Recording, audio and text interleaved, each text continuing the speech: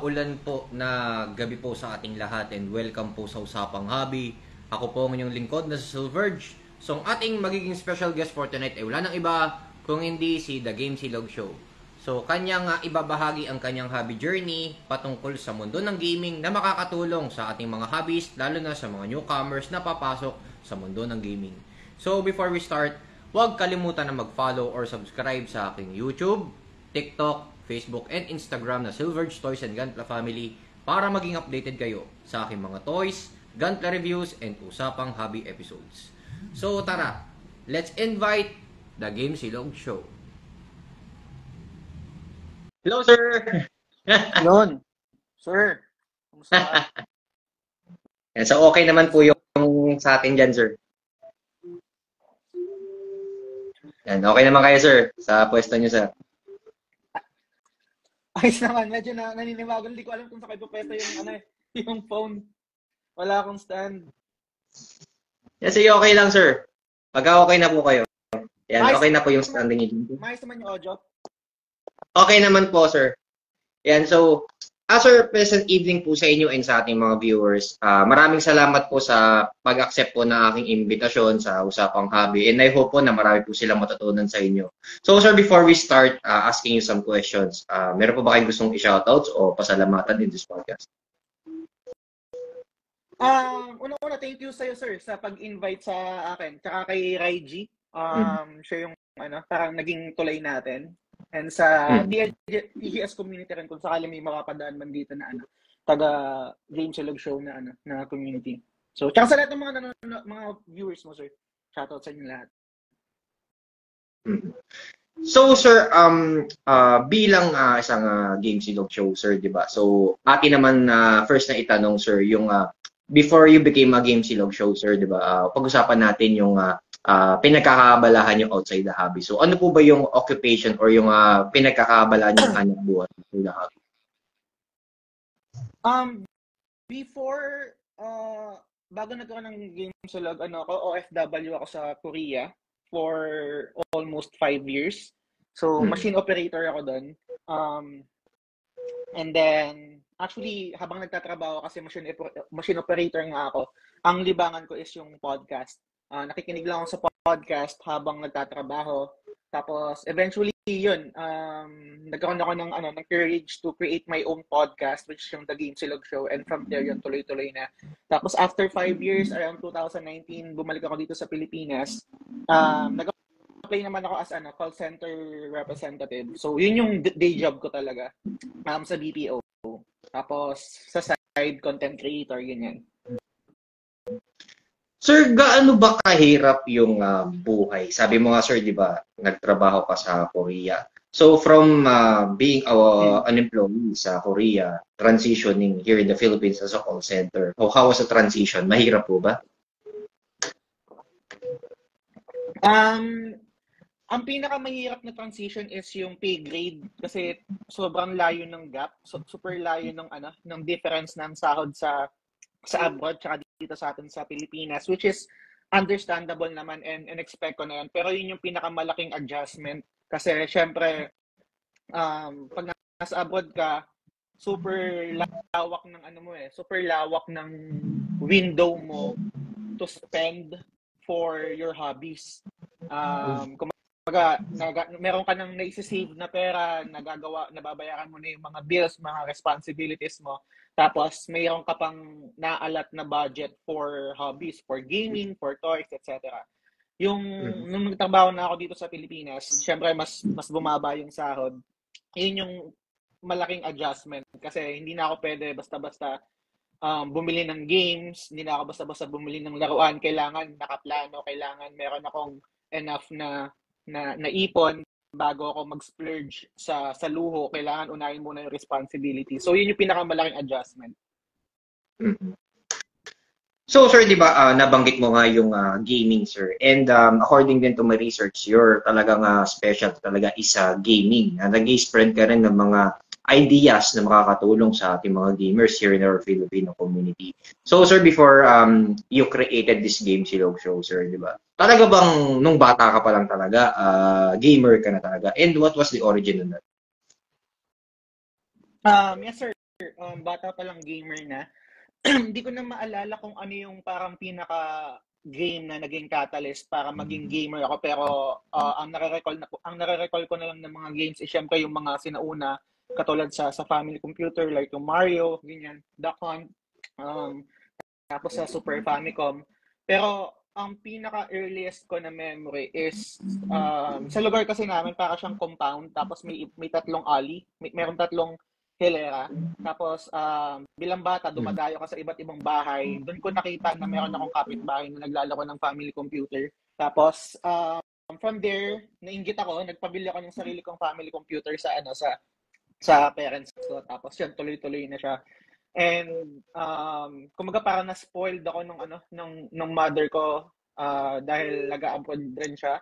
Nagtatrabaho siya sa Japan. So parang yun yung laging pasalubong niya sa akin, mga console tsaka mga games. Yun nga lang, ang medyo challenge lang doon is puro Japanese yung mga games. So hindi ko naiintindihan kapag mga RPG. So pag platformer, okay lang. Kapag Donkey Kong, ganyan, Mega Man, Rockman, okay lang. Pero pag JRPG, doon ang medyo challenge kasi naka-Japanese siya. Tapos, hindi pa ako familiar doon sa mga versions. Hindi ko pa alam kasi bata pa ako. Lately na lang yun sa PlayStation era ko na yun nalaman. Nung nagpa-modify na ako, ganyan.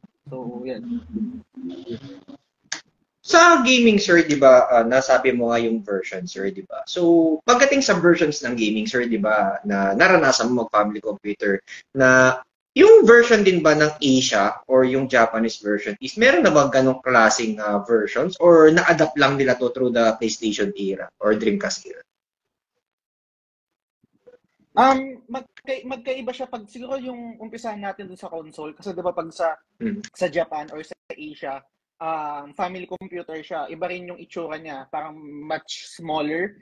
And then kung pag kinumpara mo doon sa Western version which is yung Nintendo Entertainment System, iba rin yung itsura niya. Pero yung mga games halos same lang din.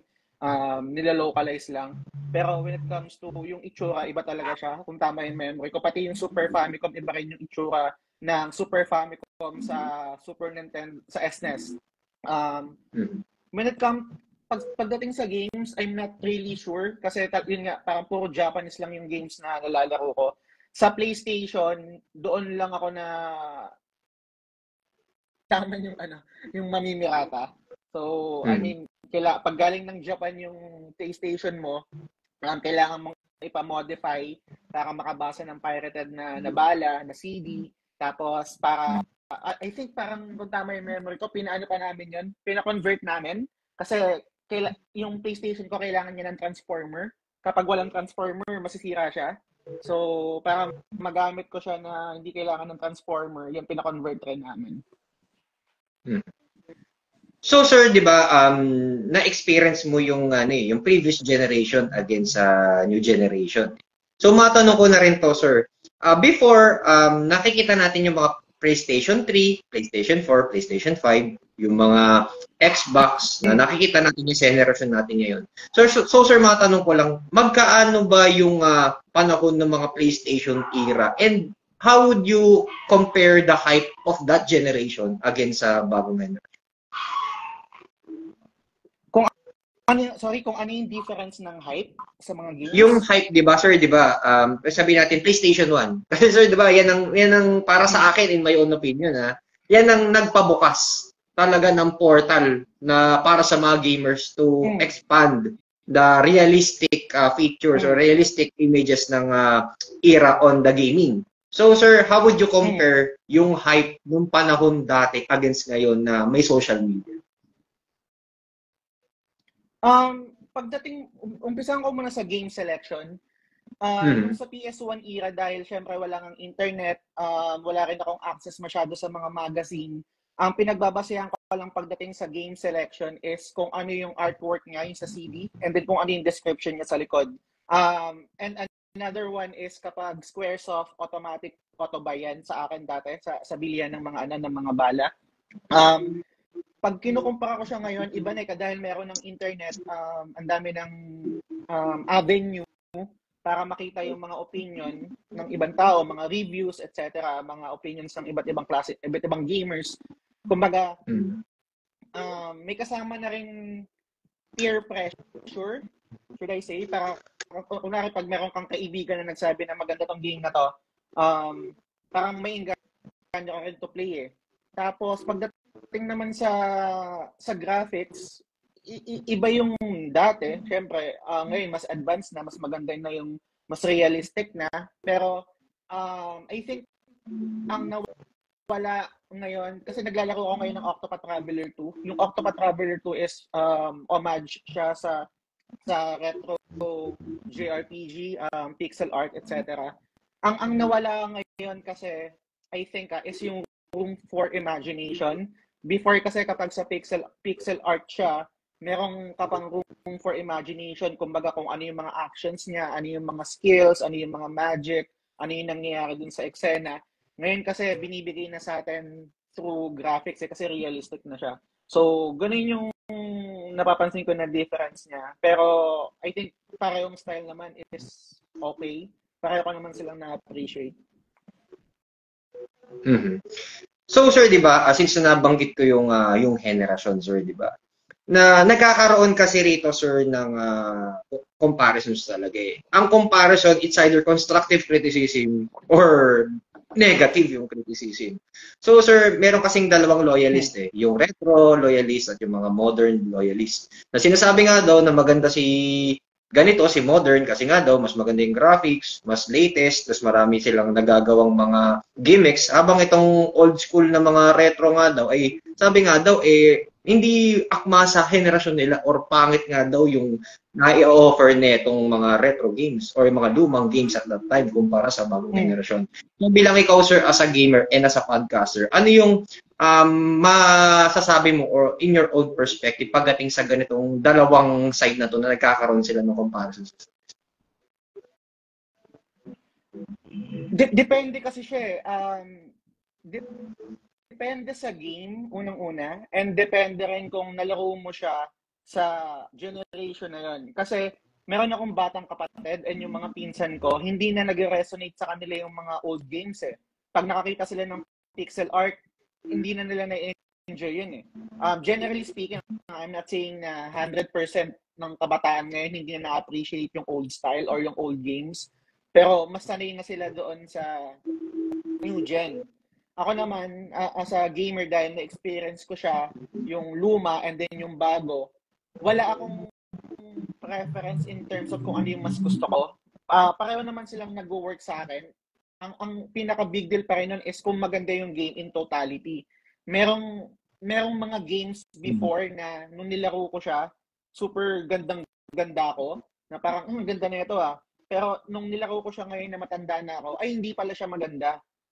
Nakakahon lang kadalasan yung opinion natin sa nostalgia goggles, meaning kasi we view them with rose-colored glasses and that time yun lang yung option natin to play. Ngayon kasi super dami na ng options. We have the liberty to choose kung ano yung mga games na lalaroin natin, lalo na kung sakaling meron ka ng budget, meron ka ng budget for these games, for this hobby. Before kasi, nung naalala ko, nung bata ako, pag bumibili ako ng game, kailangan sulitin ko yun eh. Pag bumili ako ng game, hindi pwedeng pag hindi ko nagustuhan, titigil ko na lang.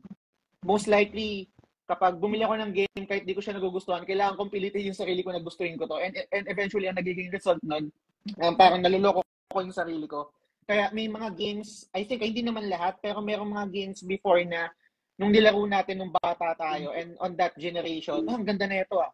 Pero pupusta ako na kapag nilaro ulit natin yon, hindi pala siya ganun kaganda. Kumbaga, nalaro natin siya before, unang-una syempre, bata pa tayo, wala pa tayong point of comparison sa mga ibang games. Kaya hindi pa ganun kahasa yung pag-critic natin sa game. And ngayon naman, iba kasi yung landscape na ngayon sa video games. Syempre, mas expensive na yung game developer, mas iba na rin yung market. Kaya, kumbaga, yung nasasabi natin na parang debate or discussion kung ano ba yung better, yung old or yung new, kadalasan kasi nasa echo chamber lang tayo eh. Na parang before, bigyan natin ng isang example, sir, parang lagi ko nakikita sa mga groups or sa mga Twitter or sa mga forums na the best pa rin yung turn-based na JRPG. The best pa rin yung old school na JRPG. Pero ang kailangan natin i-take into consideration is kumikita pa ba yun? Hindi na eh. Kasi ang konti na lang natin eh. So gets kung bakit yung ibang mga developer is mas pinipili nila yung route na action-based. So kahit anong gawin natin na pag-iingay sa social media na the best pa rin yung turn-based, the best pa rin yung old school, the best pa rin yung retro, hindi na kasi yung kumikita eh. Kaya kadalasan mga indie games yung gumagawa nun. Which is okay lang. At least meron nag-i-exist na separate space for that. Yung mga indie developers natin, ginagawa yun. Parang ang best example ngayon is super hype ako dun sa Sea of Stars. Homage siya sa old school JRPG. Indie game din yung gumawa nun. And ngayon naman yung lately is yung Final Fantasy 16 na totally different na siya doon sa old school na Final Fantasy. So I think both sides okay lang na mag-exist. Depende na lang talaga sa kung ano yung preference mo. Kasi sa akin, sir, di ba, just to share my own perspective, kasi di ba, iba-iba kasi tayo ng ng ayaw sa gusto. Iba-iba tayo eh. So parang sa akin, sir, di ba, na kahit sabihin ng mga modern generation, kumbaga, I'm not generalizing eh. Kasi meron ding mga modern generation na gusto nila yung luma. May ganung senaryo, di ba? So parang ang word ko lang dito is, sir, di ba, na may mga tao rin na nakaka-appreciate ng luma, na which is na yung mga iba kasing gamer, yung iba nagsasawa na sa bago eh. Kahit na sabi mo maganda yung graphics, parang merong iba na parang gusto kong balikan yung kung saan siya nagsimula, yung laro na yan. Kaya mayroong mga ibang gamers na nanggaling sa bagong laro at binabalikan yung mga lumang laro. At ang turning point dito, sir, is parang it's a credit to the old games or yung mga previous games dahil kung hindi dahil sa kanila, hindi magkakaroon ng mga games ngayon ng mga bago na talagang mas pinaganda at mas pinaastig kumpara dun sa mga lumang games na nalalaro natin ng mga kabataan natin. Tama ba ako, sir? Totoo yun. Bibigyan kita ng isang example. Ito, part ng community ng TGS, si Mark Christian de la Cruz, nandito siya sa comment section. Naglalaro siya ng mga new, naglalaro din siya ng old, na-appreciate niya rin yung mga old games. So, pati si Albert Gonzalez, super fan siya ng mga pixel art, pero naglalaro din naman siya ng mga new games. Ang punto kasi dito, sir, is I think kahit ganun yung magiging discussion natin, which is totoo naman talaga, kailangan nating tignan sa labas sa outside kasi nasa echo chamber tayo, lahat tayo mag-agree sa isa't isa na gusto natin yung old school, gusto natin yung turn-based, gusto natin yung pixel art, pero kumikita pa ba siya? Binibili pa ba siya ng mga tao? Binibili pa ba siya ng mas maraming tao? Kaya yung mga sabihin natin yung mga developers imbes na mag-release ng mga old school na parang old school inspired na mga games, mas pipiliin nila na mag-innovate at mas pipiliin nila kung ano yung mas malaking target market for that specific genre. And ang nakakalungkot kasi doon, share ko lang din, sir. Ang nakakalungkot kasi doon, kadalasan, di ko rin nilalata, hindi ko generalize. Ang dami sa community na laging nagcha-champion ng mga retro-inspired games, ng mga indie games, mga, let's say, yung Chain Echoes, yung Octopath Traveler 2, yung parating ngayon na Sea of Stars. Pero, binibili ba? Binibili ba nila? Kasi kung ganun yung gusto nila, dapat we have to put money doon sa kailangan natin we have to vote with our wallet. Kasi yung stats and yung sales hindi nagta-translate doon sa kung ano yung sinasabi ng community. At ang parang na-analyze ko lang doon kung sakaling ganun na nga gusto natin yung old style, gusto natin yung turn-based, gusto natin yung JRPG. Hindi siya bumibente. Translate as profit. So, yung ganong klaseng messaging, yung ganong klaseng data, it will tell the developers na hindi na pala gusto to ng mga tao.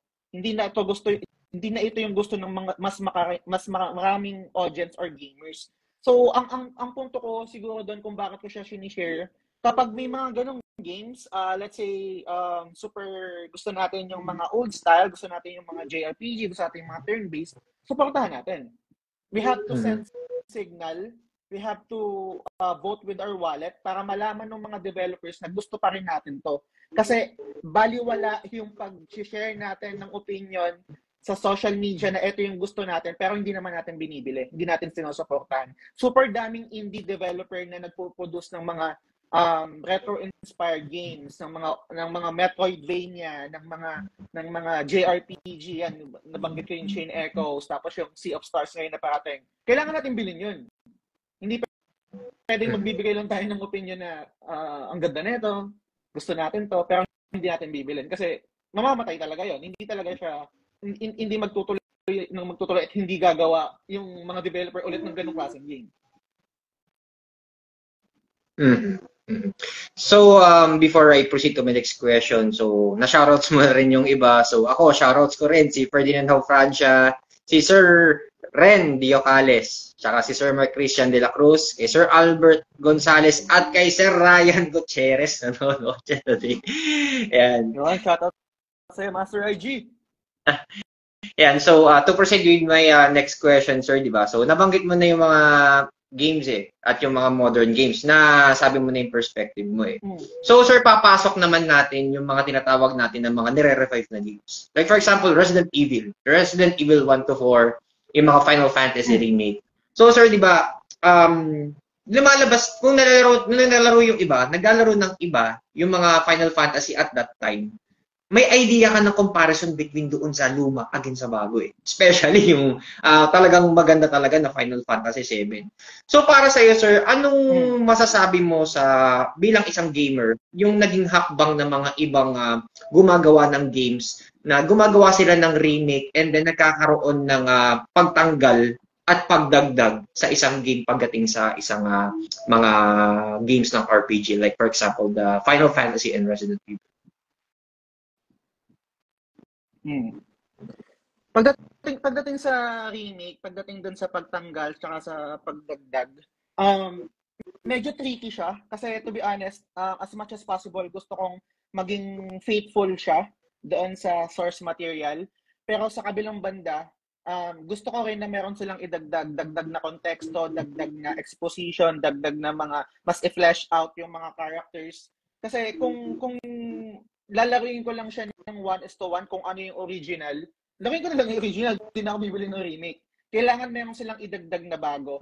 And again, kailangan din tignan doon sa business standpoint na kailangan din maging welcoming siya sa bagong gamers. Kasi hindi lang naman tayo yung market Masakit mang tanggapin pero hindi lang naman yung fans yung market. Market din nila yung mga newcomers. So kailangan nila ng perfect marriage doon sa dalawang audience na yon, yung newcomers and yung mga old fans or yung mga loyal fans. Yung nabanggit mo yung Final Fantasy 7 remake, to be honest hindi siya literal na remake Yung tagging na remake is hindi siya remake na game. Yung game mismo is another version nung game itself. So kaya nag-iba rin talaga yung story, may mga nagdagdag, etc. Kumaga parang magi-exist yung game na yon kasabay nung OG, kasabay nung original na Final Fantasy 7 sa PlayStation. Pagdating naman doon sa Resident Evil 4, nalaro ko rin siya kasi lately this year. Okay naman siya, wala naman akong problema kasi ang punto doon, kung hindi natin nagustuhan yung remake, we can always go back to the original. Hindi naman nagbago yung original Andun pa rin siya Pwede natin siyang i-consume on its original form. Gaya ng sabi ko kanina, hindi kasi tayo pwedeng maging madamot na kung ano yung gusto natin, yun na lang. Kailangan natin tignan na mag-work ba to sa bagong gamer na hindi pa nakalaro ng game? Mag-work. Kumari, ako to be honest, yung kapatid ko, hindi na sa kanya mag-work yung tank controls. Hindi na mag-work sa kanya yung titigil ka bago bumarel sa Resident Evil 4 or dun sa mga ibang games. Kailangan kaya ng bumarel habang naglalakad. Yung mga ganong klaseng improvement, kailangan ilagay na yan. gets ko Mhm. na yung tank controls, nakakapag-create siya ng mas nakakatakot na atmosphere. Gaya ng sabi ni Renjo Calles dito, limitation sparks creativity. That's true. However, laging babalik at babalik tayo dun sa discussion na mag-work ba to sa bagong gamers, dun sa mga newcomers? Kasi Mhm. yun nga, hindi na lang tayo yung audience, hindi na lang tayo yung market. Mhm. So, sir, after this one, sir, this is my next question for you, sir. This is still the comparison between the old generation and the new generation. Di ko sure, sir, kung mag-agree ka sa akin sa question na to o hindi, sir, di ba? Kasi sa previous generation, that was the forum days. O sa mga di nakakaalam, yung Yahoo or yung forum days. Iba kasi ang platform dati kumpara ngayon, which is social media. Kasi, sir, di ba, ang mga guides lang dati na nalalaro natin at that time is yung mga mga magazines, di ba? Para makuha natin yung guide sa isang game. And ngayon kasi sir, ang ginagamit ng guide ngayon ng mga gamer is YouTube platform para makita yung mga walkthroughs na tinatawag. So sir, anong masasabi mo sa previous generation na kasi madaling sabihin na ay natapos ko to eh. Natapos ko yan eh. Nang wala kang napapakitang ebidensya. Pero sa social media, madali ring ikwento kasi may walkthrough eh. So ano ba ang mapapansin mo sa ganitong bagay na nagkakaroon din ng kumbaga harang na para mabase kung talaga ba ikaw ay isang gamer pagdating sa mundo ng game?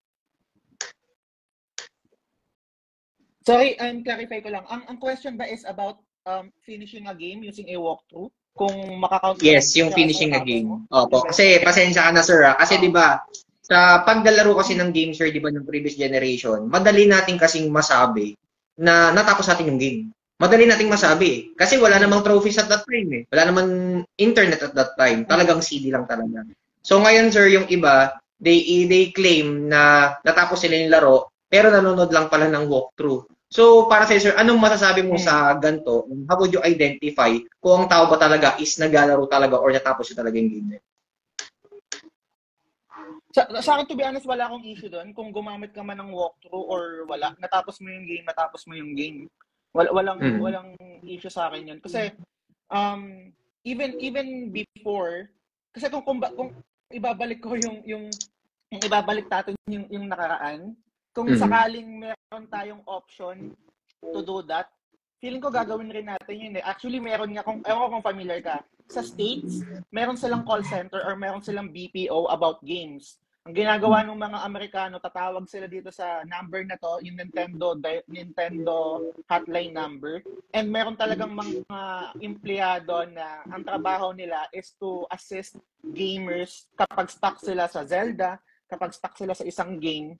So meron din silang access on how to proceed sa games na na-stuck sila.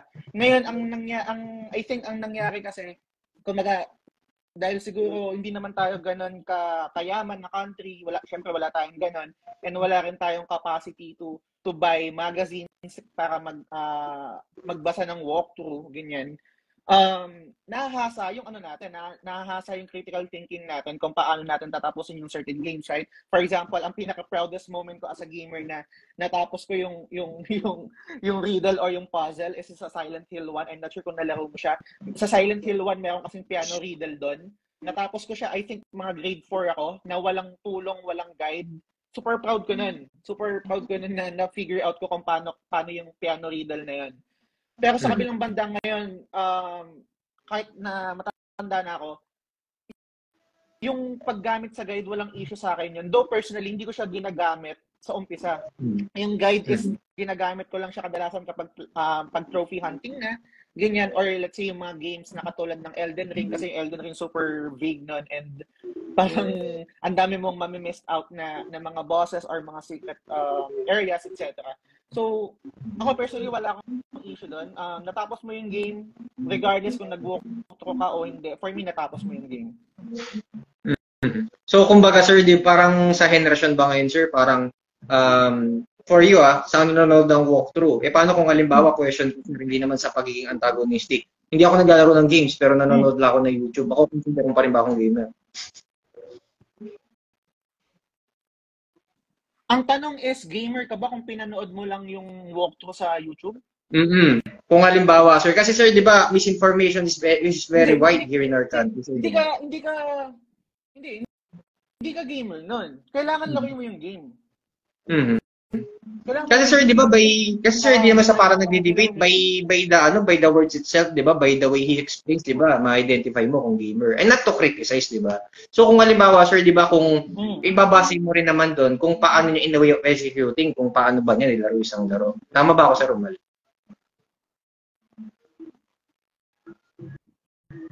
Hindi, ang punto kasi kung nilaro mo yung game o hindi eh.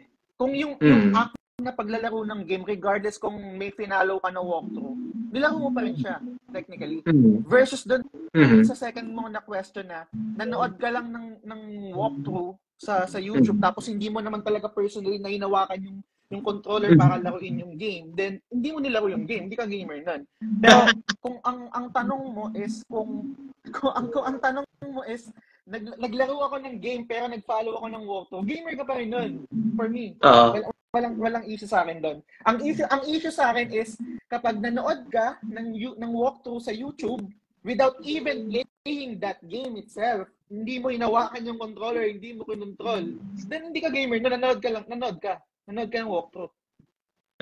Kasi sir, 'di ba, hindi naman sa parang nagiging negative ako sir, 'di ba? Especially sa mga retro game meetups, talamak yan sir, 'di ba? Na pag halimbawa may kakausapin kang isang pagkumpul-kumpul kayo, 'di ba? Tapos sabihin, ay natapos ko 'to, natapos ko yung ganyan eh.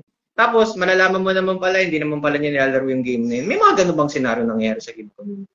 Or hindi pala siya gamer? Pagkukwento lang. Um, ano siya, nadadala siya sa mga kwentuhan na inuman, yung mga ganyan, pero hindi na siya personally, parang hindi ko na na-experience na i-research ko pa eh. Parang talaga, natapos mo ba talaga? Kaya super ganda for me personally ng trophy system. Kasi wala na yung conversation na yun. Ibigay mo lang sa akin yung PSN ID mo, and that information is freely available doon sa PlayStation ecosystem. So, personally wala akong na-experience sa ganun sa community ko and then sa mga naka-converse ko about video games. Wala akong na ganun. Yung parang nagpapanggap na natapos niya pero hindi naman talaga. Wala. Meron siya in a sense na yun nga, meron ganun pero ang dali na niyang i-confirm dahil nga dun sa PSN trophy. Kunwari sabihin mo natapos ko yung Final Fantasy 7 Remake, tapos pagtingin mo sa trophy niya, wala naman. Hindi niya natapos yung kasi may bawat parang chapter dun or yung ending na arc, may trophy dun eh. So, doon madali mo ma-identify kung natapos niya yung game or hindi or kung nagsisinungaling siya or hindi. So sir, parang kumbaga in behalf o lalo na dun sa mga bago na maglalaro ng games, especially sa PlayStation 5. The question is sir, 'di ba? For me, pwede mo i-critic kung tama ako na ang trophy, kumbaga ito'y parang basihan at ito'y parang kumbaga ito yung bragging rights kumbaga ng henerasyon ngayon na mababase kung nilaro or natapos mo yung game. Parang yun ba yung point mo dun? So, sorry na napuputol. Sorry. Ano yan? Opo. Bali sir, in behalf of lalo na sa mga bago na papasok sa mundo ng gaming sir, nasabi mo yung trophy. So sir, correct me if I'm wrong sir, I can take the critic sir, na ang trophy ba sir is ito ba yung parang isang bragging right sa isang player at ito yung pinaka parang evidence na proof na ikaw ay isang player na nilaro at tinapos mo yung isang game. Tama ba ako sir Omar? I can't speak for others, no? Kasi iba't iba ng reason kung bakit sila nagto-trophy hunting. Ang masasabi ko lang is kung yung sa akin kung bakit ako nagto-trophy hunting, kung bakit ko gusto yung trophy system, kung bakit gusto ko yung platinum. Personally, ako gusto ko ng record na natapos ko yung game. Gusto ko nandun siya sa account ko, pwede ko siyang balikan na natapos ko tong game. When it comes to platinum naman, yes, meron siyang hint and meron siyang vibe na bragging rights din. Same concept kasi siya kung naalala mo noon nung mga bata tayo kapag nagkukwentuhan tayo. Kunwari ako, dadayo ako ng isang computer shop, PlayStationan. Sasabihin ko na, disc 1 sa Final Fantasy 8, nakuha ko na kagad yung Lionheart. Or let's say natalo ko si Black Lightheart. si Emerald Webo, no, natalo ko yung mga natalo ko yung mga bosses na to, etc. Na Sila Ultimacia. Final Fantasy X. Oo, di ba? Wala kang proof before. Ang proof mo lang is dadalhin mo yung memory card mo. Di ba? Pag tinanong ko, sige nga, natapos mo ba talaga? O ito, pakita ko sa yung memory card ko, di ba? So, super hassle nun. Ngayon, ang dali lang kasi, kahit sabihin ko yun, kunwari, nagiinuman kami ng mga barkada ko, natalo ko yun, hindi nga, paano mo natalo? Anong katunayan mo? Ang dali lang kasi, ibibigay ko lang sa kanila yung PSN ID ko, tapos pwede na lang i-check kung totoong natalo ko yung boss na yun, kung natalo ko si Penance, kung natalo ko kung natapos ko yung Sekiro, yung mga ganyan. So, ako personal record ko siya yung mga trophy na nakukuha ko sa mga games, and then yes, bragging rights din. Yung bragging rights naman kasi, ito yung pagyayabang na natapos ko tong game or na platinum ko yung game, magbabase rin siya doon sa receiver nung pinost mo or nung pinagsabihan mo nun. Ako personally, kapag meron akong mga kaibigan doon sa Trophy Hunters Philippines na nagpo-post ng mga platinums nila, hindi naman ako nayayabangan. Siguro 9 out of 10 hindi ako nayayabangan. Mas nai-inspire pa ako na mag-platinum hunt din. Nayayabangan ako sa mga post na, kasi meron kadalasan doon sa mga Trophy Hunters, merong post doon na kung gaano katagal mo natapos, kung masaya ba siyang gawin, kung gaano ba kahirap yung platinum. Nayayabangan ako kapag yung difficulty nila for a certain game is hindi ka panipaniwala. Kailangan meron kasing quote-unquote community na hinge pa rin doon yung rating mo ng difficulty, kahit sabihin natin na subjective siya kasi syempre iba-iba naman tayo ng skill set, iba-iba tayo ng galing, di ba? Pero kung sakaling isang game, sasabihin mo, difficulty niya 1 out of 10, ang hirap paniwalaan nun eh. So, yung mga ganong post, doon ako medyo nati-trigger. Pero other than that, wala naman. I think, ganun na, personally sa akin, I'm not sure sa ibang trophy hunters kasi I can't speak for them. Yung sa akin lang is, personal record ko siya sa mga games na natapos ko. And yes, bragging rights din kapag putang ina, na-platinum ko yung na-platinum ko yung Elden Ring, na-platinum ko yung Cuphead, mga ganyan. So sir, nasabi mo nga yung trophy sir, di ba? So, magko-question ako of some of the statements sir. And ano yung masasabi mo rito sa statement ito regarding sa trophy sir? Do you think ito ba'y controllable or uncontrollable? Number one, sir, may mga, sabi rito ng isa sa mga nag-message ng Silverge Toys and Ganta family na, totoo po ba, sir, na merong mga nagpapapilot? Sabihin nagpapapilot, merong binabayaran silang mga gamer, and then, ang pangalan nung, imbawa ako, gamer ako, ibibigay ko sa tao na yun na naglalaro, yung account ko, and then ipapapilot ko. Para mangyayari is yung mga achievement is siya yung nakakakuha ng achievement, siya yung nagpapakapagod, pero yung pangalan na yun is sa akin. Tawag dun piloting. And yung pangalawa naman, sir, is yung tinatawag natin ng mga cheat engines or yung mga gumagamit ng pandaraya para makakuha ng trophy sa isang game or sa isang account pagdating sa PlayStation. So, ano ang masasabi mo rito sa mga nabanggit ko enumerated questions? Do you think, is it controllable or uncontrollable? And ano ba yung mga possible solutions about this? Yung pagdating sa pagpapilot para dun sa achievements, hindi ko pa narinig yun. Wala pa akong personal, wala pa akong na-experience na ganun. Yung pagpapilot is na-experience ko lang siya sa MMO. Kunwari sa Ragnarok, sa Cabal, magpapapilot ka sa ibang tao, babayaran mo yung per hour niya para i-pilot yung character mo. Doon ko lang siya na-experience, pero sa achievement, hindi ko siya na-experience personally.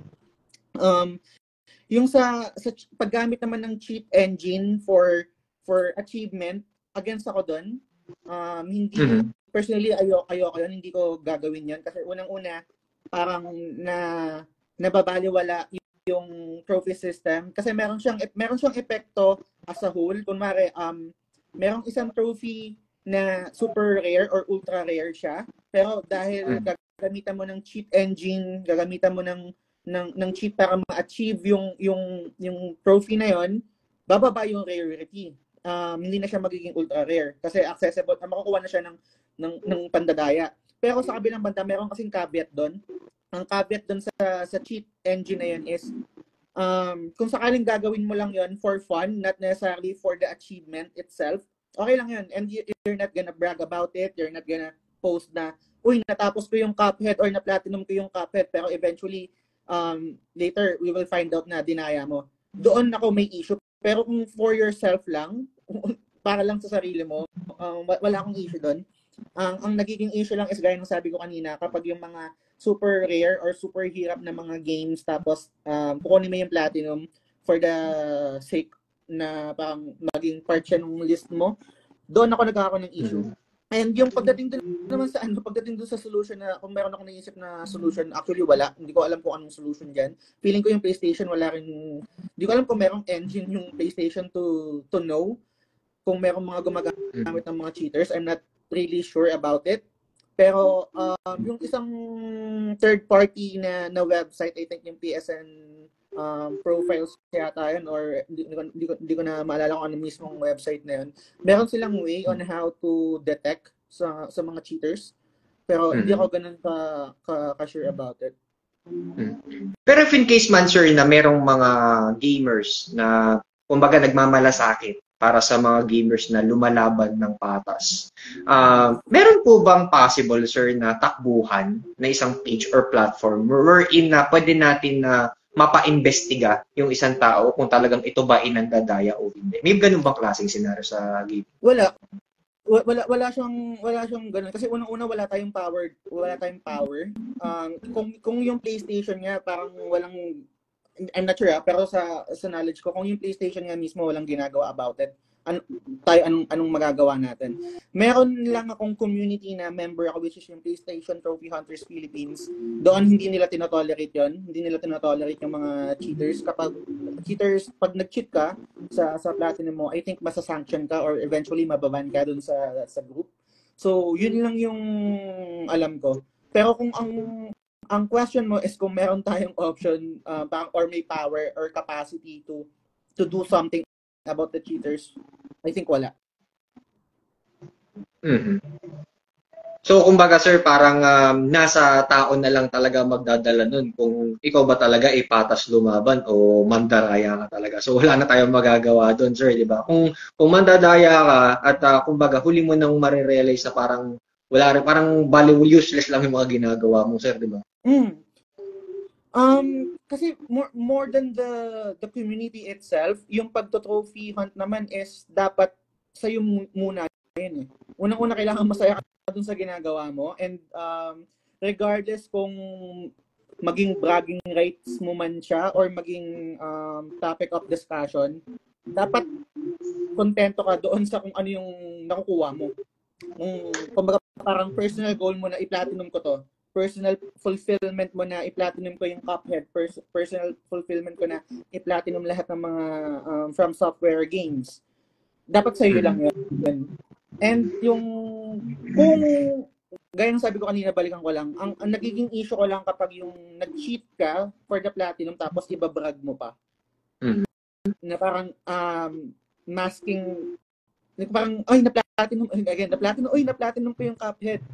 Tapos lang dinaya mo lang pala. Doon ako nainis sa mga ganun.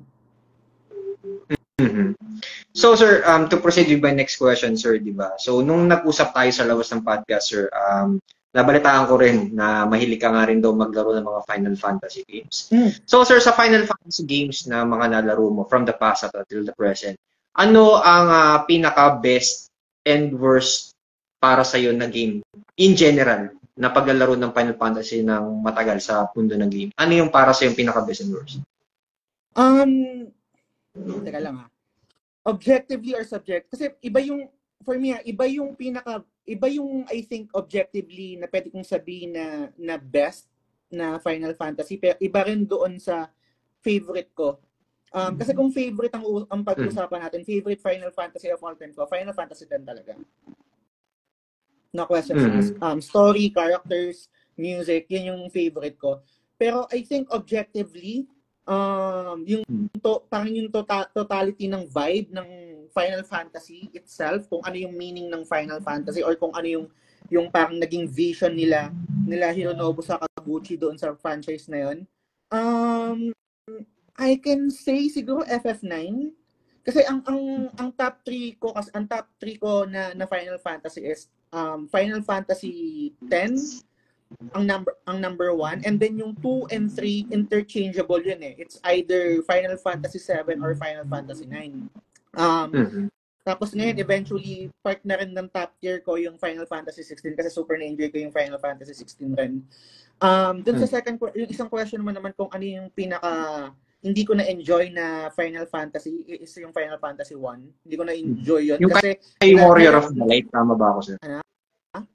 Yung kay Warrior of the Light po ba yun? Oo, Tama yung po Warrior ba ako, sir? of the Light. Hindi ko siya na-enjoy kasi nalaro ko siya, matanda na ako. Meaning, yung sensibilities ko, yung parang yung expectation ko sa isang game, mataas na eh. So, hindi ko na na-enjoy yung luma. Pero gets ko yung merit na ito yung pinagmulan.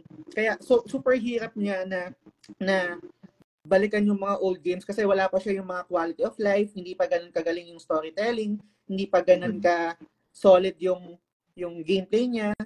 Pero kung kaya mo siyang laruin and then parang i-view mo siya doon sa lumang lente, meaning super hirap nun eh kasi syempre paano mo iisipin yun, kailangan kong bumalik dun sa 1988 na mindset para laruin to. Ang hirap niyang i-judge. Ako personally, nahihirapan akong i-judge siya na ganun kasi meron na akong point of comparison dun sa mga magandang nalaro ko na games. Kunwari, yun nga, yung FF10, FF7, FF8, FF9, ganyan. May hirapan na. Pero yun yung pinaka hindi ko na-enjoy na FF, yung 1. Only because, hilaw pa siya na Final Fantasy for me. Pero gets ko yung view, gets ko yung vision, gets ko yung parang yung gustong patunguhan ng game. Pero, hindi ko siya na-enjoy eh. And I think that's fair kasi umpisa pa lang naman nila yun eh. Umpisang entry yun nila Hironobu Sakaguchi kasi later on nag-improve na rin naman eh. Nag-improve na sa 2, sa 3, lalo na yung 4 kasi I think yung Final Fantasy 4 yung kila Cain, sino ba to? Yung kila Rosa, yan yung Dark Knight, tapos naging Paladin. I think doon na nag-start yung parang pa-climax ng Final Fantasy, kumbaga parang maganda na yung story, maganda na yung mga classes, maganda na yung gameplay, yung music, etc. So for me, 4 nag-start yung parang nakukuha na nila kung ano yung totoong vision nila at nagagawa na nila ng tama dun sa video game. So 4 and then eventually 5, 6 and then 7, syempre 7 tapos and so on. So, sir, the next question is, sir, rate your Final Fantasy character. So, ito yung tanong ko rito. I-rate mo siya from 1 to 5 at bakit? Si Seifer ng Final Fantasy 8, si Sephiroth ng Final Fantasy 7, si Jack ng Final Fantasy 10, at saka si sino ba to? Si Seymour din ng Final Fantasy 10. In terms of design, character, and their attacks, paano mo sila ma-rate isa-isa at bakit? Ang number 1 ko is si Sephiroth. Yun yung number 1 ko. I think unang-una kasi yung design niya super ang angas lang niya, and knowing kung ano yung backstory niya, mas nagkakaroon ng bigat yung character niya, mas fleshed out. And hindi ko alam kung paano ko i-explain, pero merong added value sa akin kapag yung mga characters left-handed.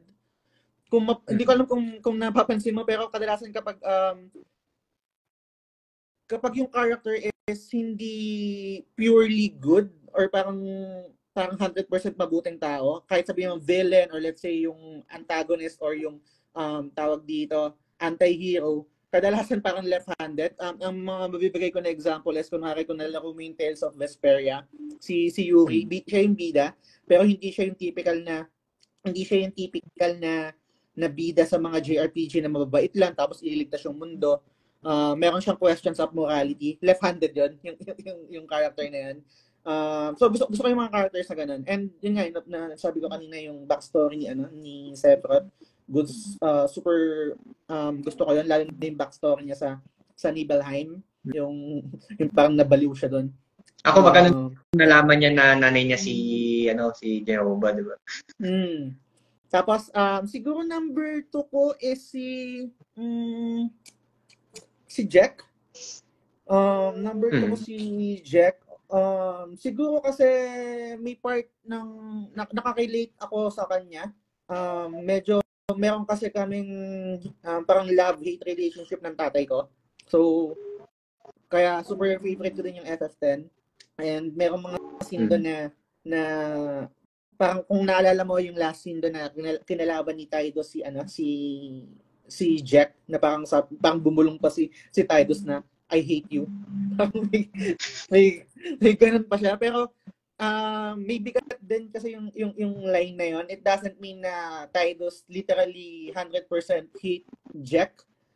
Oo, yung mga ginawa ni Jack ayaw niya, pero merong I think yung that scene itself, lalo na nalaman na ni Tidus yung story ni Jack, nalaman niya na yung ginawa ni Jack, nalaman na niya yung parang story nung sin, story nila Yu Yevon. Nagkaroon din ng hint si Tidus for me kay Jack ng respect kung bakit ganun. Pero yes, meron silang love-hate relationship pa rin. Siguro third, sino pa ba yung mga options? Si Cypher tsaka si Seymour?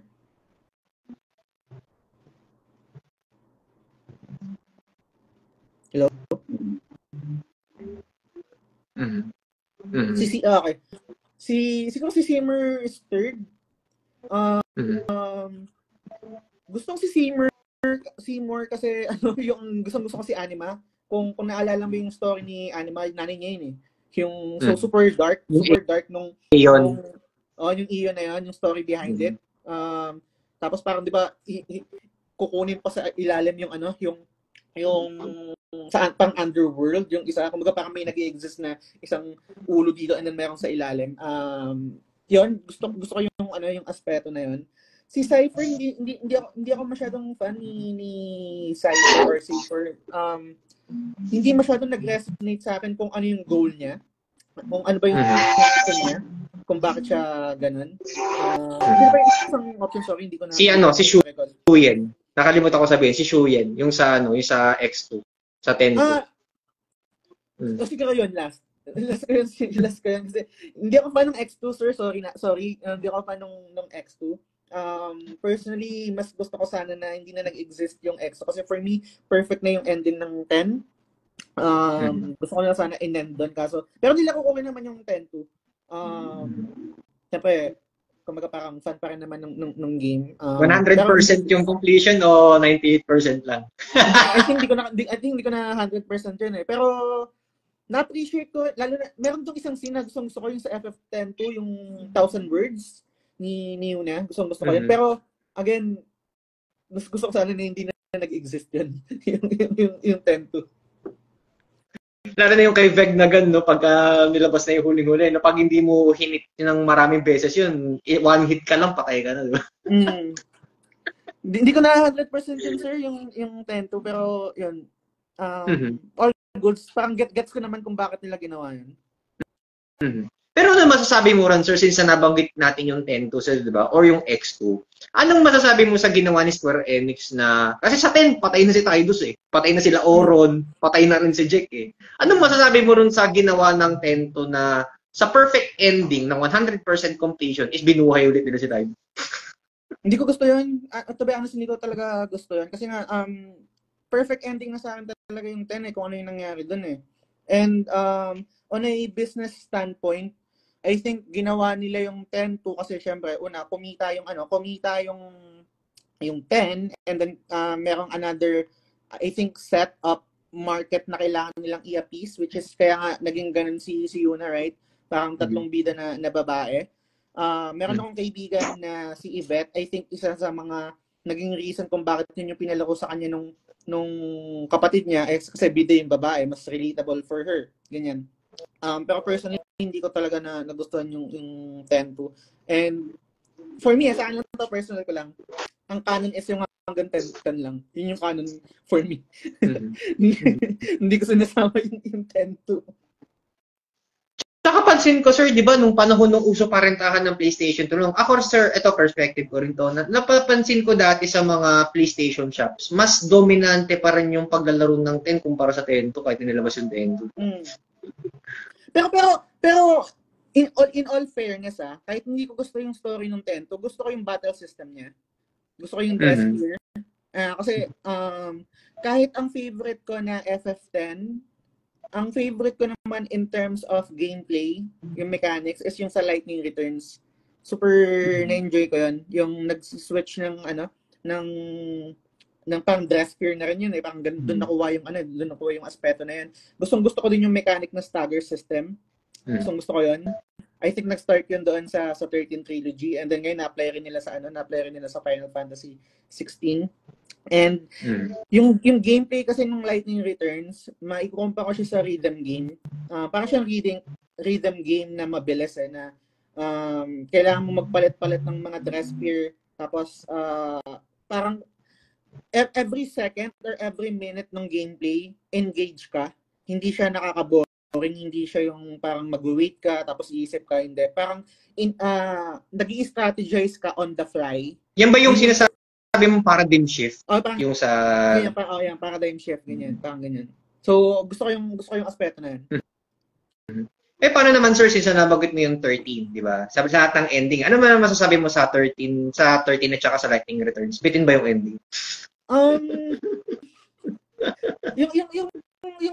Yung sa 13 kasi, parang same din ako na sana hanggang 30 na lang din. Pagdating sa story, kasi yung bigyan, di ba, nag-10 to and then yung Lightning Returns, parang yung 10-2 tsaka yung Lightning Returns, niretcon nila kung ano yung ending ng 13. Yung parang kailangan natin pahabaan pa yung story, kailangan natin magdagdag ng story beat dito, tapos eventually parang dun sa ending ng Lightning Returns, nasa Earth, parang biglang Earth yun, di ba? Parang ganun yung nangyari dun. Pero for what it's worth, na-enjoy ko pa rin naman sila. Na-enjoy ko pa rin naman yung trilogy na yun. And ang angas kasi ni Lightning super gusto ko yung design ni Lightning. Yung parang, sabi nga nila, parang babaeng Cloud. Naangasan lang ako doon. Naangasan ako sa design ni Lightning. Tapos shoutout ko na rin si Chares kasi kakapost lang niya kanina. Naka-cosplay siya na Lightning. Lods. Ganda mo. So, sir, di ba, since nabanggit mo yung Lightning Returns, di ba? So, ito, sir, nakikita ko lang to sa mga social media platforms na merong iba na disappointed sila sa Lightning Returns tsaka sa 13-2. Kasi nga daw, merong iba na ayaw nila yung game. So, ano naman masasabi mo sa nung nilabas na yung Final Fantasy ni Noctis? Do you consider this one as a redemption para mabalik nila yung puso ng mga Final Fantasy fans? Yung Final Fantasy 15, na-enjoy ko rin kasi yun nag-enjoy ako dun sa 15, pero eto na rin kasi talaga yung start, eto na rin yung start ng magkakaroon na talaga ng divide, yung fan base, kasi hindi mo rin naman maiiwasan na merong mga fans na mas preferred nila yung old style, mas preferred nila yung turn-based, mas preferred nila yung active time, etc. Pero personally, kasi ang Final Fantasy, kailangan nilang mag-innovate Ever since naman, gano'n naman talaga yung approach nila sa games nila. Every title, merong improvement, merong change. Ang objectively na hindi ko lang nagustuhan sa 15 is yung mga side quest, tsaka yung incomplete niya kasi nung nilabas siya, yung vanilla version, hindi siya kumpleto Kumbaga parang yung mga story beat is nilagay nila sa DLC. So, hindi siya okay. Pero in totality, na-enjoy ko pa rin naman yung 15. Naiyak nga ako sa ending nun And paano naman, sir, sa ginawa nila, sir, di ba, sa pinaka-ending, sir, di ba? Ano naman masasabi mo sa naging scenario ng Final Fantasy na kay Noctis na gumawa sila ng different kind of ending? Is it relevant or irrelevant na ginawa nila ng different kind of ending sa game? Sorry, different ano, sir? Sa sir, di ba, sa Final Fantasy ni Noctis, sir, di ba? Parang katulad kay Lightning, gumawa sila ng different ending, sir. So, ano masasabi mo rito, sir, sa ginawa nila sa before 16 na gumawa sila ng different kinds of ending? Do you think, itong mga ending na to, do you think na is it relevant pa ba na ginawa ni Square Enix yung different types of endings or para sa'yo hindi na important? Fantasy? Hindi na eh. Ang ano ko kasi, kumbaga parang as a gamer, kung ano yung una kong natapos, yun na yun eh.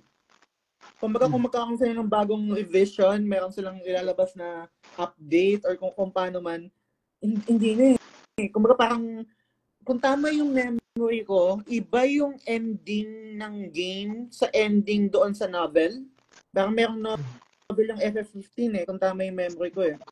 For that scenario, hindi na eh. Kumbaga kung ano yung natapos ko, yun na yun. Pero kung, let's say, gusto ng ibang gamers yung ganun, then you do you. Kumbaga pero sa akin personally, hindi ko na siya para ba ibahin pa kung ano yung nalaro ko doon sa una yung ni-release na game.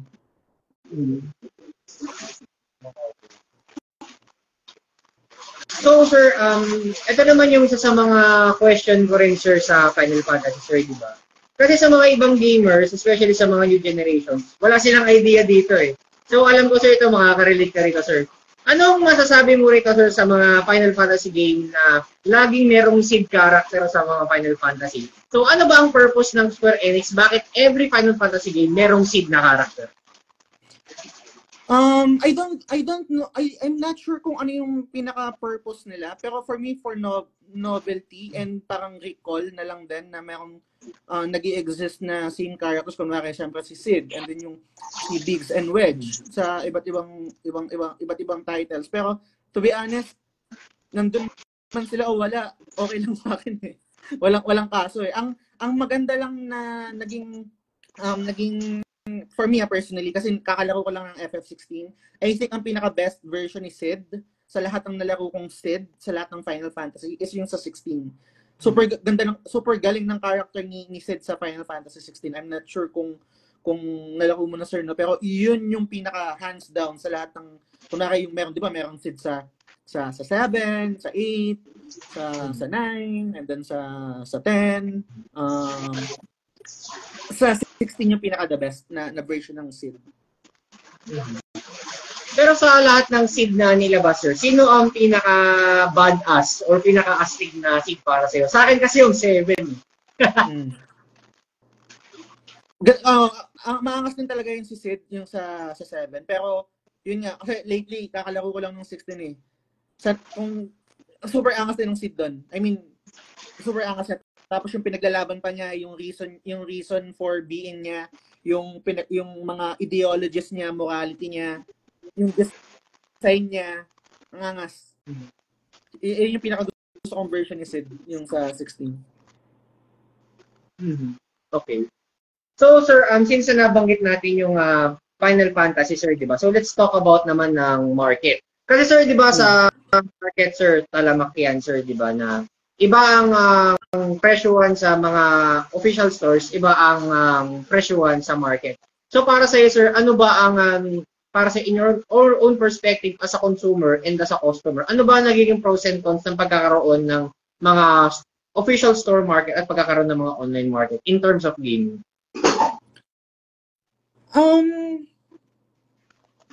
Hindi ako masyadong apektado dun, sir, kasi pag yung merong game na gustong-gusto ko, talagang super fan ako, I want to support the game and the developer.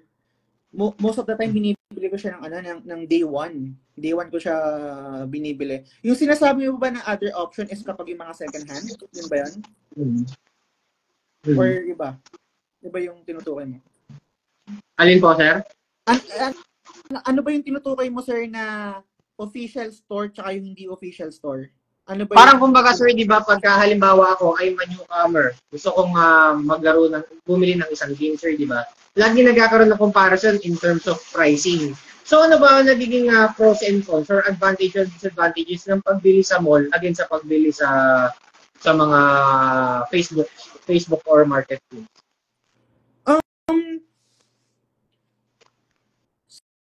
Sa pinagkaiba, syempre una-una yung presyo, pero hindi na issue sa akin yun eh. Hindi na issue sa akin kung saan mo gustong bilhin yung game mo, kung gusto mong bumili sa store mismo, kung gusto mong bumili ng second hand, or gusto mong bumili doon sa kumbaga quote-unquote hindi official store na mas mura. Wala nang issue sa akin noon as a consumer, no. Mas issue sa akin kung pipiratahin mo yung game. Doon ako mas hindi okay kasi doon sa online store, I mean yung sinasabi mo ba is yung dahil hindi sila nagbabayad ng tax, hindi sila nagbabayad ng pwesto sa mall kaya mas mura sila. Parang ganun ba 'yun? Kasi kung ganun yung talking point natin, kailangan talaga nilang mas mababa yung presyo nila kasi syempre unang-una iba naman yung presyo nung let's say yung Data Blitz kasi meron silang binabayaran na renta doon sa position yung nirerenta nila na lugar sa mall, and then meron din silang tax. Yung mga nag-go-online hindi ako familiar doon pero mas prefer ko pa rin bumili sa sa official store kaysa sa mga hindi ko kilala or hindi known na seller. Only because personally willing ako magbayad kahit mas mahal pero meron akong peace of mind. Super important kasi sa akin yun yung meron akong peace of mind sa pina-purchase ko. Same rin kapag bibili sa Shopee or sa Lazada, mga ganyan-ganyan. Yun, pagdating naman sa kunwari newcomer ka, unang bagong gamer ka and you want to play, let's say, Final Fantasy 16 for example, I think wala namang issue doon. Kailangan mo lang maging sure na legit yung bibilan mo, wala kang magiging problema, walang damage yung disk, ganyan, etc. And di ko sure kasi kung meron silang parang refund policy or ganyan kasi nga unang-una tao sila. Hindi ko alam kung registered business ba sila sa DTI. Kung sakaling magkaroon ng problema, pwede mo ba silang habulin? Unlike kapag registered business, mas malaki yung chance mo na magkaroon man ng problema dun sa binili mo. May laban ka. Parang kumbaga Sir Justin yung tinatawag nating warranty. Kumbaga at least may mangyari man, may habol ka kumpara dun sa marketplace. Tama ba ako, sir? Oo, mga ganun. Pero to be honest, sir, hindi ko pa na-experience bumili doon. Yung sinasabi mo na seller na ganun. Nakanasan ko lang is yung peer-to-peer. Yung second hand, bibilin ko doon sa tao na yun. Yun lang yung experience. Hindi ko na-experience yung walang actual store or registered na store pero nagbebenta sila ng mga games. And paano naman sir sa scenario na to sir, 'di ba, sa mundo ng gaming sir, 'di ba? Kasi ang community kasi natin, mapalaruan man yun or may games, hindi lagi papuri, hindi lagi positive there has to be a negative din double-edged sword yan So ano naman ang masasabi mo especially sa mga newcomers, ganito ang nangyayari, 'di ba? Newcomers versus mga veteran or yung mga long time gamers. Halimbawa ako sir, bigyan kita isang scenario. Newcomer ako na isang gamer. Tapos meron akong nabiling isang game. Ang game na yun sir, commonly na nakikita mo sa market. Ngayon sir, nung nabili ko yung game na yun, sobrang saya ko. Kasi kumbaga ako yung tipong collector or gamer na kontento na ako dun sa nagusto kong bilhin kasi pera ko yun, choice ko yun So may mga taong biglang magko-comment sa comment section, sasabihin, ay nabili ko lang sa ganyan yan ay common yan ay mura ko lang nabili sa ganito yan So anong masasabi mo doon sa mga gamer na pinapakialaman nila yung binibili ng mismong gamer, especially newcomer naman yung bumili ng mismong sino which is masaya naman siya sa ginagawa niya. Yung mga, I think personally, yung mga ganung tao, yung mga nag-rain on your parade na mga tao, kunwari excited ka sa isang bagay, tapos parang mabibigay sila ng opinion to devalue yung excitement mo. I think meron silang express lane sa impyerno. Hindi, joke. Hindi, parang minsan kasi okay lang magbigay ng ako personally, okay lang magbigay ng opinion talaga kasi meron naman tayong freedom of speech. Kaso minsan yung mga ganong remarks, lalo na sa mga tao na ibibigay mo yung remarks na yun doon sa tao na super excited sa binili niya, super excited doon sa game na gusto niyang laruin, it doesn't make sense kasi kung ano yung goal mo Ang goal mo ba kaya mo sinabi yun doon sa tao na yon dahil gusto mo lang maging kupal or ang intention mo ba is constructive criticism? Kasi ang constructive criticism is bibigyan mo ng reason kung bakit mo sinabi yon, or kung yung thread na yon is nagde-demand ng discussion for that specific game. Pero kung yung post is all about sharing na, uy, guys, I'm super excited, bago lang akong gamer, binili ko tong game na to, wala, sharing lang na masaya ako. And that's fine. Pero kung ang discussion is, let's say, nag-post ako, super excited ako sa Final Fantasy 16, kakabili ko lang neto, ano po bang thoughts nyo about this game? Kung ganun yung intention ng post, then go ahead. Sabihin mo kung ano yung thoughts mo about that game. Pare, hindi ko nagustuhan yung game yun kasi hindi na turn-based yung Final Fantasy 16. Hindi na siya yung preference ko. That's fine. Pero kung yung tao is nag-post lang about his or her newly bought game and super excited siya, hindi naman siya nangingi ng opinion, excited lang siya to share, tapos ikaw magko-comment ka na, ay, pangit naman yan eh. Anong intention mo? Kailangan, for me, kailangan clear kasi yung intention ng nagsasabi, nagko-comment, and then nung nag-post trend, para magtugma eh. Meron kasing mga avenue na, siguro dahil sa, parang, I think yun yung bad side ng internet, na dahil super free natin to voice out nung mga opinion natin about certain topics, kahit hindi naman talaga needed or hindi naman name-merit pa, nawawalan tayo ng filter. Kumbaga parang, dapat mo bang sabihin yan? Hiningi ba yan? Kumbaga parang yung post is applicable. Yung comment mo ba is applicable dun sa post na yun? Gaya ng sabi ko kanina, kunwari kung member ka ng mga groups ng PlayStation, ganyan-ganyan.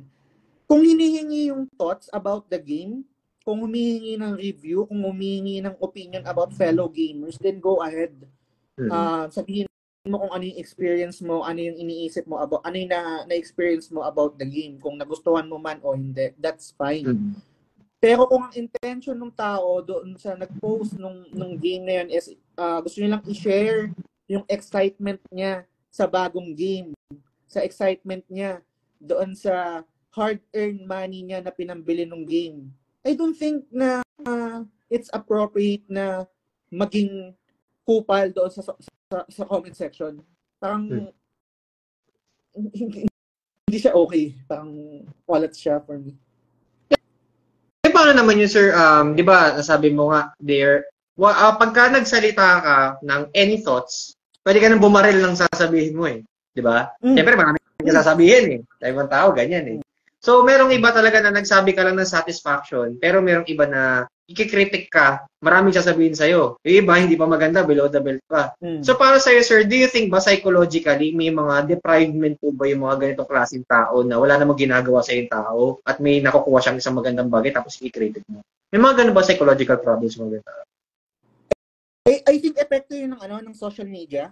Kasi pag may mga ganung tao na akong na-experience sa comment section or sa thread, iniisip ko palagi na etong tao ba to na nagsabi sa akin, kaya niya bang sabihin sa akin to ng harap-harapan, or nasasabi niya lang yun kasi merong barrier ng internet, merong barrier na social media. Kasi to be honest, minsan nawawalan tayo ng filter sa internet kasi super dali lang mag-comment, magbigay ng thoughts about it. I think ang key doon, or ang parang kailangan nating matutunan na skill is when to walk away or ignore yung mga comments kapag wala nang patutunguhan yung discussion. Kasi meron din naman nagbibigay ng thoughts na constructive eh. Maayos yung pagkakasabi kahit hindi niya nagustuhan yung game eh. Kunwari sabihin niya na, hindi ko nagustuhan yung Final Fantasy 16 kasi ang boring ng mga in-betweens, after boss fights, biglang magda-die down yung emotion. Tapos yung structure ng mga quest is fetch quest. I think that's valid criticism. Same din sa mga ibang games na, let's say yung Get Good, parang may mga criticism din doon, or let's say sa mga first party games ng PlayStation, merong mga valid criticism na kapag nakipag-engage ka, ang ganda ng discussion, healthy discussion, right? Pwede pa kayong matuto sa isa't isa. Kasi hindi naman porke nagustuhan mo yung game, lahat ng community gusto yung game eh. The word doesn't work that way. Pero bilang banda, may caveat doon. Ang caveat doon is, kunwari sabihin mo na, ang pangit naman yan eh. Bakit pangit? Kailangan may explain kung bakit pangit at kung bakit hindi mo nagustuhan yung game. Kapag yung mga comments lang is, hindi ko nagustuhan yun eh, ang pangit niyan eh. Hindi siya okay, hindi siya for me healthy, and hindi rin siya hindi rin worth it yung energy na i-spend mo para makipag-engage sa ganong klaseng comment. So, medyo may hirap siya, lalo na pag nakaka-trigger yung mga comments. May hirap siyang parang let go. Pero, I think kailangan natin matuto, parang choose our battles, kung ano yung parang magandang engage na comment and discussion sa isang thread. Kapag hindi siya healthy and walang patutunguhan, I'd rather parang ignore na lang or hayaan na lang, bahala kayo dyan, parang ganyan. Kasi 'di ba parang kumbaga sir, 'di ba parang ganito lang yan eh. Lagi ko rin sinasabi to sa social media. Pwede rin mo akong i-critic kung mali ako to sa sasabihin ko, 'di ba?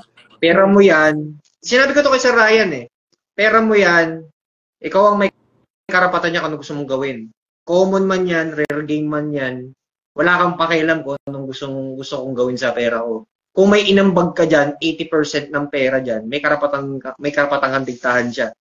Tapos, di ba? Tama yan, di ba? So, kung pera ko yun at makikritik ka lang at bibili at papakialaman mo yung binibili ko, mas maganda wag ka na lang magsalita, di ba? Tsaka parang, di ba, hindi man porke na hindi ka nagsalita doon sa comment niya, it doesn't mean naman na duwag ka eh. Kasi di ba ganyan ang defense mechanism ng troll, di ba? Pag hindi ka nagsalita sa comment nila, hindi ka nag-retaliate, sabihin, ay, duwag ka, hindi mo madepensahan yung argumento ko eh. So, ano masasabi mo ron? Again, I think babalik tayo dun sa dun sa intention ng post eh. Kung ano ba yung intention ng post mo? Kasi nag-agree ako dun sa'yo na sinasabi mo na pera ko naman yung pinambili ko dito, dapat wala kang pake. Pero ano ba yung nasa ang avenue ba tayo? Anong setting ba natin? Ang setting ba natin is to discuss this game, to critique the game, to give opinion about the game. Kung nandun tayo sa ganung klaseng setting at nandun tayo sa klaseng venue, then regardless kung wala akong ambag din sa pinambili mo, meron invitation for me to give my opinion. And that's fine. Ngayon, kung ang intention mo lang is to share na binili ko, kunwari binili ako na laruan na Nendoroid, yan. Bumili ako ng Persona 5 na Joker na Nendo, tapos pinost ko sa social media. Just for the sake na parang sharing lang, na super proud ako na naghirap ako sa trabaho ko, nakabili ako ng laruan, hindi valid for me na biglang magko-comment ka na, ay pangit naman Nendo, yung mas maganda Funko. Diba? Hindi nagko-connect. Ngayon, kung ang post ko is, oy, bumili ako ng Nendo, first time ko magkaroon ng Nendo. Anong thoughts nyo dito sa line ng toys na to? Okay ba to? Or much better yung Funko? Kapag ganun yung intention ng post mo, then regardless kung walang inambag na pera yung mga tao na yon, meron silang lisensya na mag-comment at magbigay ng opinion doon sa laruan mo. Kasi nagbigay ka ng nagbigay ka ng invitation and nagtatanong ka ng thoughts. So doon pa rin babalik yung sa akin na personal ko lang na understanding na depende kung ano yung intention ng post mo and kung invitation ba yon to ask thoughts about it or opinions about it. Doon magmamatter kung parang okay ba yung comment na ito. Kasi nagtanong ako ng opinion, alam nga naman nagtanong ako ng opinion, anong thoughts yung sa linya ng laruan na to, tapos biglang negative yung sinabi, biglang, ay, hindi ka, anong kakapatan mo mag-comment? Nagtanong ka nga ng nagtanong ka. Kasi minsan, sir, di ba parang ang problema rin kasi minsan, di ba, dahil na ang words has no emotions, minsan na nagiging problema rin is yung misunderstanding dun sa conversation, di ba? Kasi walang emotions, di mo ma-identify kung galit ba, nangasar ba, di ba? Totoo. Isa rin yan.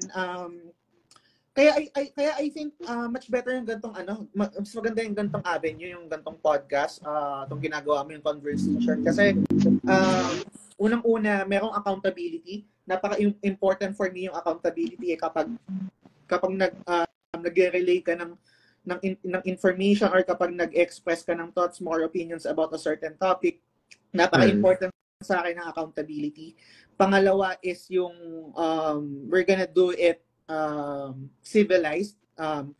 Okay lang na mag-disagree tayo sa isa't isa. Okay lang na magkaiba tayo ng opinion about a certain topic. Pero hindi tayo magkukupalan, hindi tayo magsisigawan, hindi tayo magpe-personal attacks, ganyan. Kadalasan kasi nagagawa yan kapag sa mga comment section, lalo na pag umiinit yung discussion or yung debate. So, mahirap siya, to be honest, mahirap siyang gawin lalo na kapag nakaka-trigger, pero laging bumabalik na lang ako sa thinking na worth it ba yung energy na i-spend ko dito na makapagtalo dito sa tao na to. So, ganun ba siya tinitingnan, sir? Sa ganung aspeto ko siya tinitingnan. Tsaka I agree with you that, sir, di ba? And for you as a podcaster, as Game Silog Show, di ba, na mas maganda rin na naibo-brought out natin yung isang bagay, positive man or negative. Kasi if we learn to accept the fact, lalo na sa mga tao na may ego, na hindi nila, na ayaw maging magpadomina. Kasi mga ganyan tao, di ba? Na ayaw nila, gusto nila yung sarili nilang vision, yung ipilit nila sa isang tao. Parang, ito yung magandang isang platform na pwede nating pag-usapan, negative man or maganda, at least pwede natin ipa-realize sa tao, gaming man yan, laruan or iba mang industriya na may mga kanya-kanya tayong opinion na ito yung makakatulong para magkaroon ng awareness ng tao or education na ano ba yung gusto kong gawin? Masaya ba ako sa gagawin ko? Tama ba tong gagawin ko o mali? Tama ba ako, sir? Or pwede mo ko'y critic kung mali ako, sir? Actually, agree ako doon. Kadalasan hindi ko naman sinasabi na 100% of the time kapag sa podcast or dun sa mga nagiging episodes namin, kadalasan nilalatag ko lang kung ano yung naiintindihan ko sa certain topic. Siyempre, kung meron akong gustong i-point out or meron akong gustong i-drive na point about the certain topic, as much as possible, i-exhaust ko lahat ng reasoning, lahat ng logical reasoning about it para maibigay yung opinion na yun. Kung hindi man nag-resonate sa yung opinion na yun, hindi ka naniniwala, hindi ka nag-agree, and that's fine. Bibigyan kita, sir, ng isang example. Lately lang kasi nangyari to. And I think super relevant doon. I'm not sure kung fan ka ng One Piece. Fan ka ba ng One Piece, sir? Hindi ka, sir, to be honest. Hindi, okay, sige. Pero meron kang idea kahit konti? Yes, I have an idea. Okay. So, lately kasi super naging hype yung Gear 5, right? Yung Joy Boy. Yung Joy Boy, yan. Gumawa kami ng isang, nag-guest ako sa isang podcast ng isang tropa, si Kuya Balls, Hyper Geek. Toy collector din yan, si Kuya Balls. Naging topic namin is One Piece. Si Kuya Balls, na-enjoy niya yung Gear 5, na-enjoy niya yung Joy Boy, yung bagong transformation ni Luffy. Ako naman, hindi ko na-enjoy. Hindi nag-resonate sa akin kasi hindi ako fan ng ganung klaseng art style. Hindi ako fan ng Looney Tunes, hindi ako fan ng ganyan. And we're fine. We were able to discuss the topic na hindi kami nag-aaway katulad ng mga nangyayari sa social media tungkol din sa topic na yun.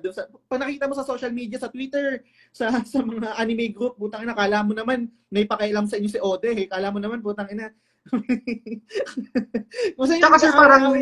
Tsaka parang sir, to get inside the topic, sir, di ba? Ang ganda ng ginawa ni nung producer, yung gumawa ng One Piece. Kasi, sir, di ba, kung mapapansin mo lahat ng anime series, pwede mo ako i-correct din, na lahat ng nakikita mo, lahat ng palabas ng action, nanggagaling yung pag-transform nila at yung pagiging malakas nila sa galit, sa lungkot.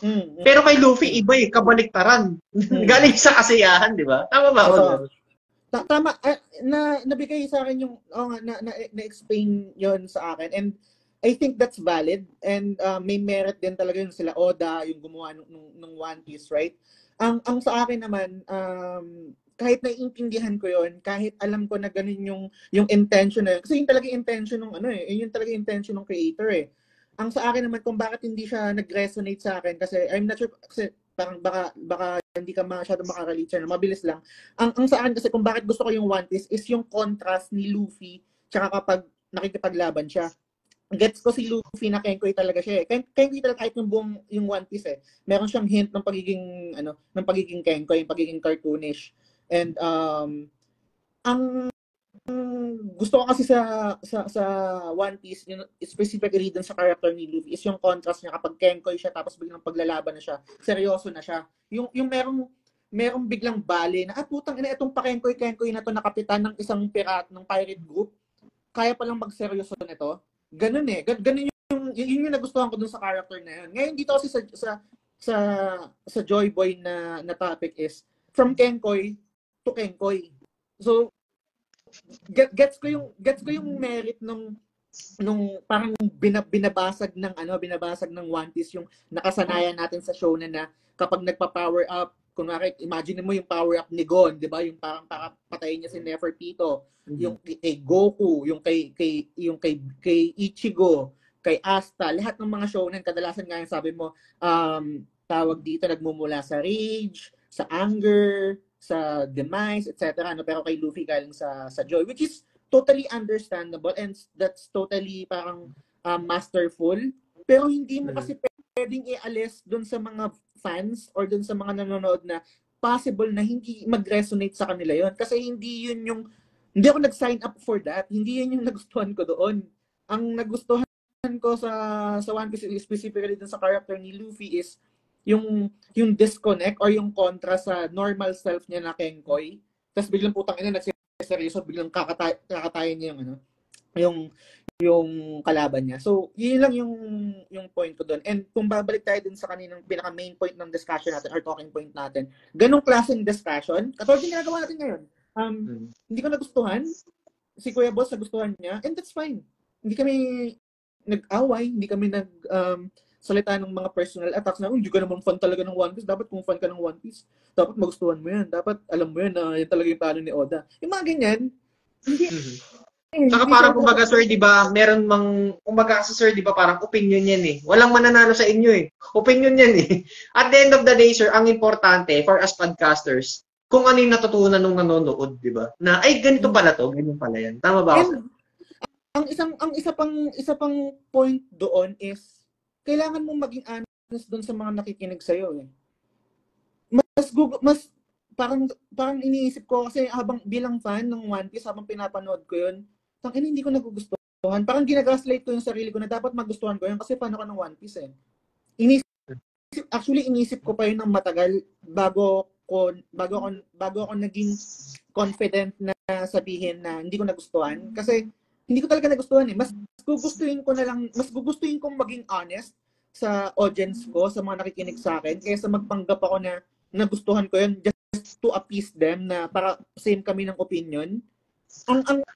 Ang binibuild ko kasi na, isa sa mga goal ko kasi sa podcast or dun sa The Game Silog Show is naging open kami sa iba't ibang klaseng opinion regardless kung ano yung parang meta or parang ano yung tawag dito yung parang majority. Kadalasan kasi doon nagkaroon ng problema na ito kasi yung popular opinion. Sige, ito na rin yung opinion ko.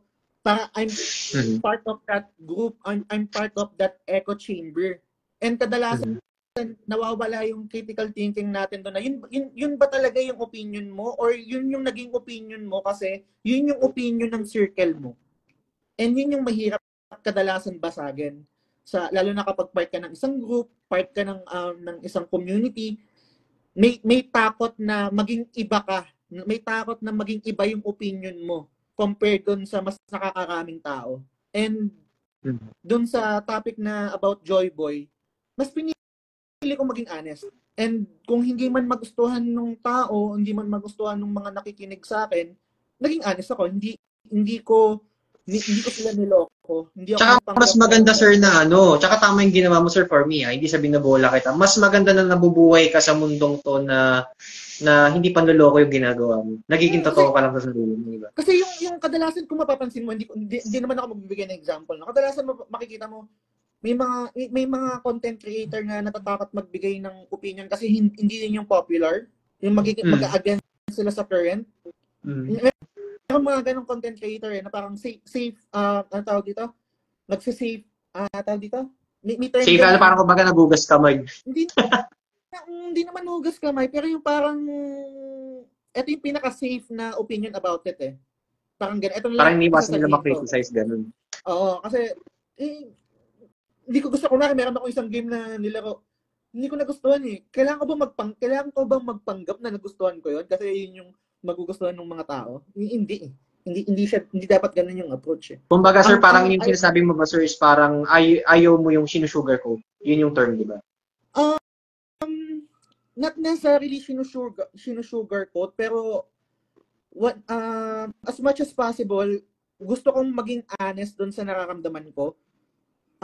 Pag nagkikritik or nagbibigay ng opinion about certain topic or about certain games or anime na pinag-uusapan namin, regardless kung mag-a-agree man yung tao o hindi. Yun yung mas gusto kong approach.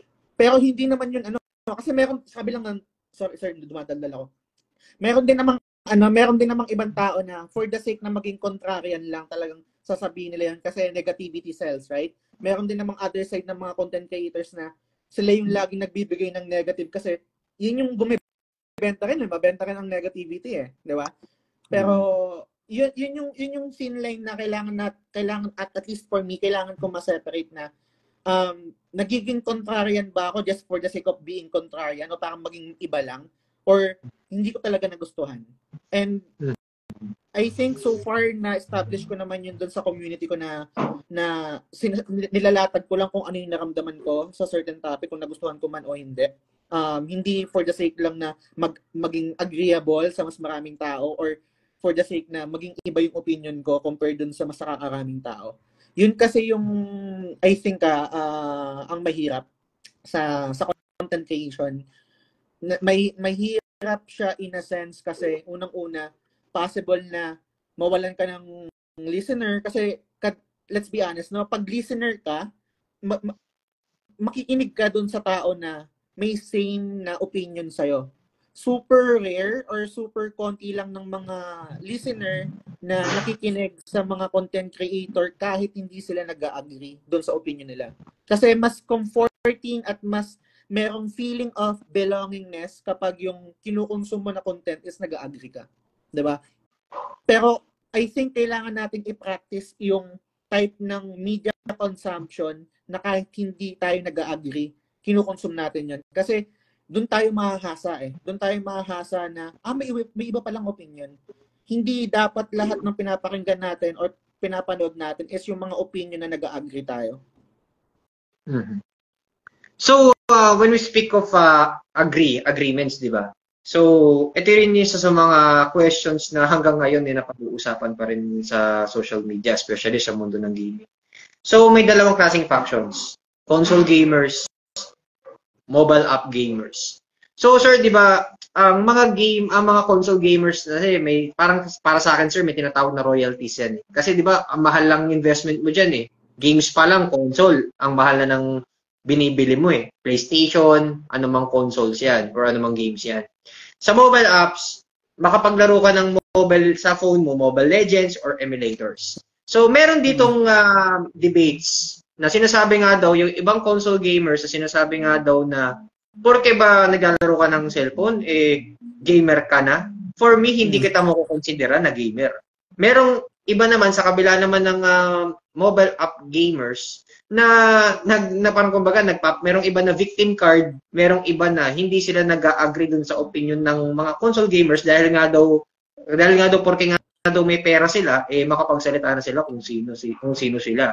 So anong masasabi mo sa analyzation mo or sa yung perspective pagdating dito sa dalawang gamers pa na nagbabangayan? And do you consider din yung mga mobile gamers as a gamer?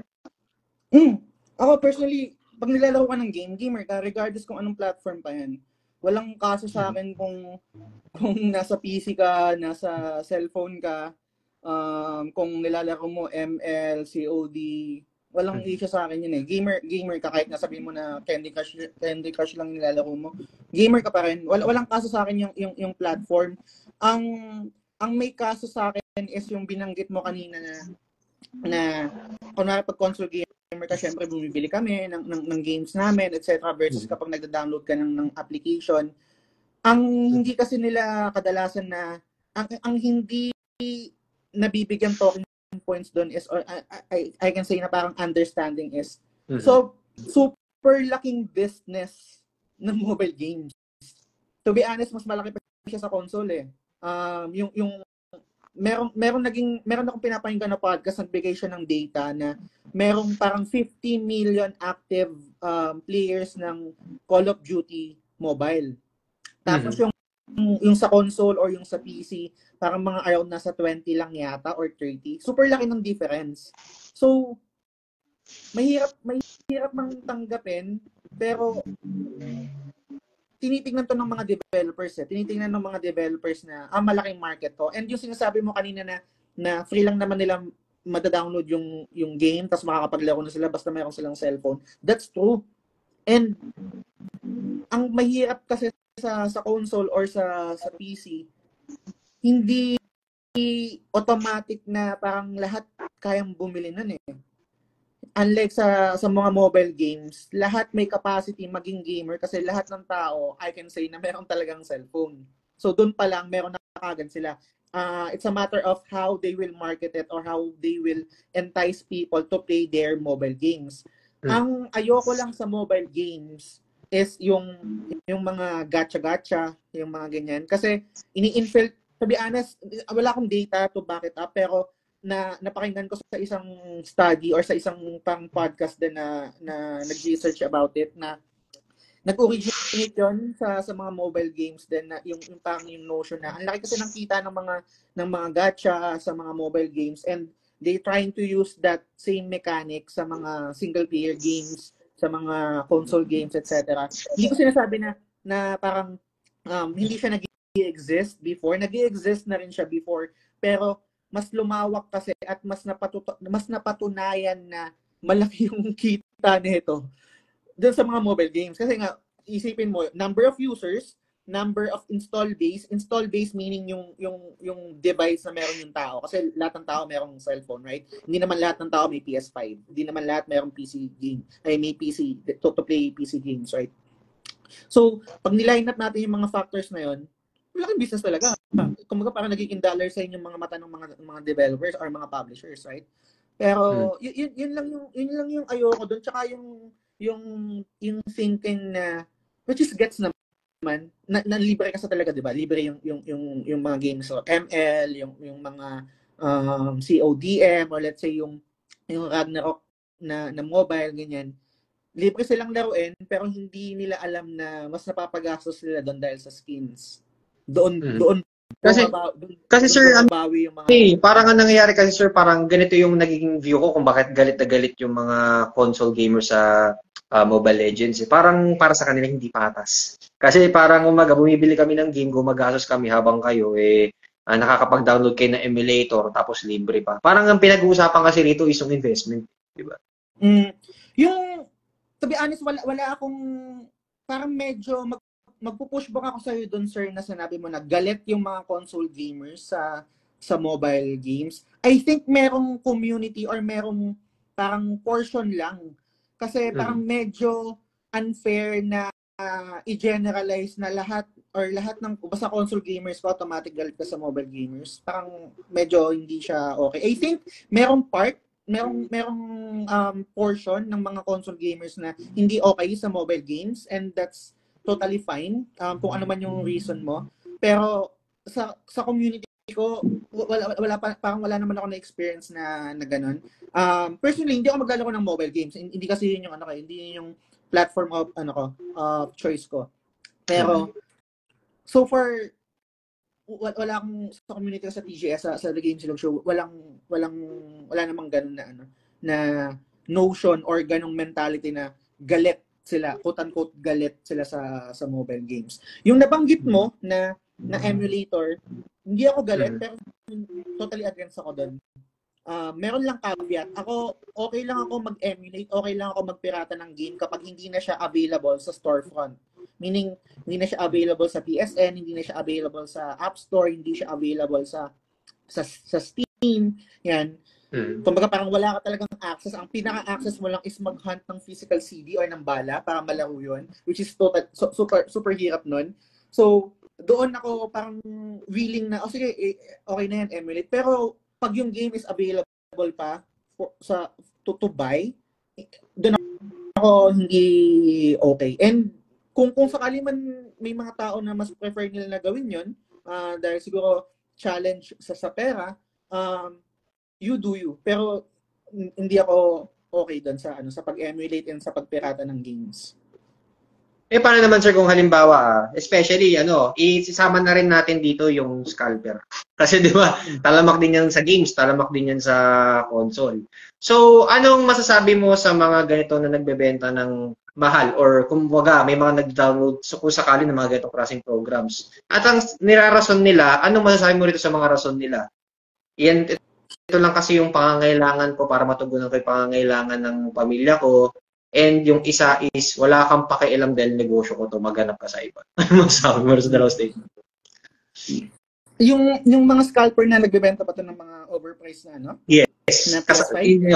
tsaka yung mga yung mga PlayStation, yung mga games, tapos yung mga kumukuha ng mga ibang games out of programs, parang kumbaga 'di ba nagpa-pirate sila. Ano masasabi mo? Yung sa akin personally, never akong sumuporta sa ganun. Ayoko din 'yun. Pero naging discussion namin to before nung super konti pa lang yung PS5, hindi pa ganun ka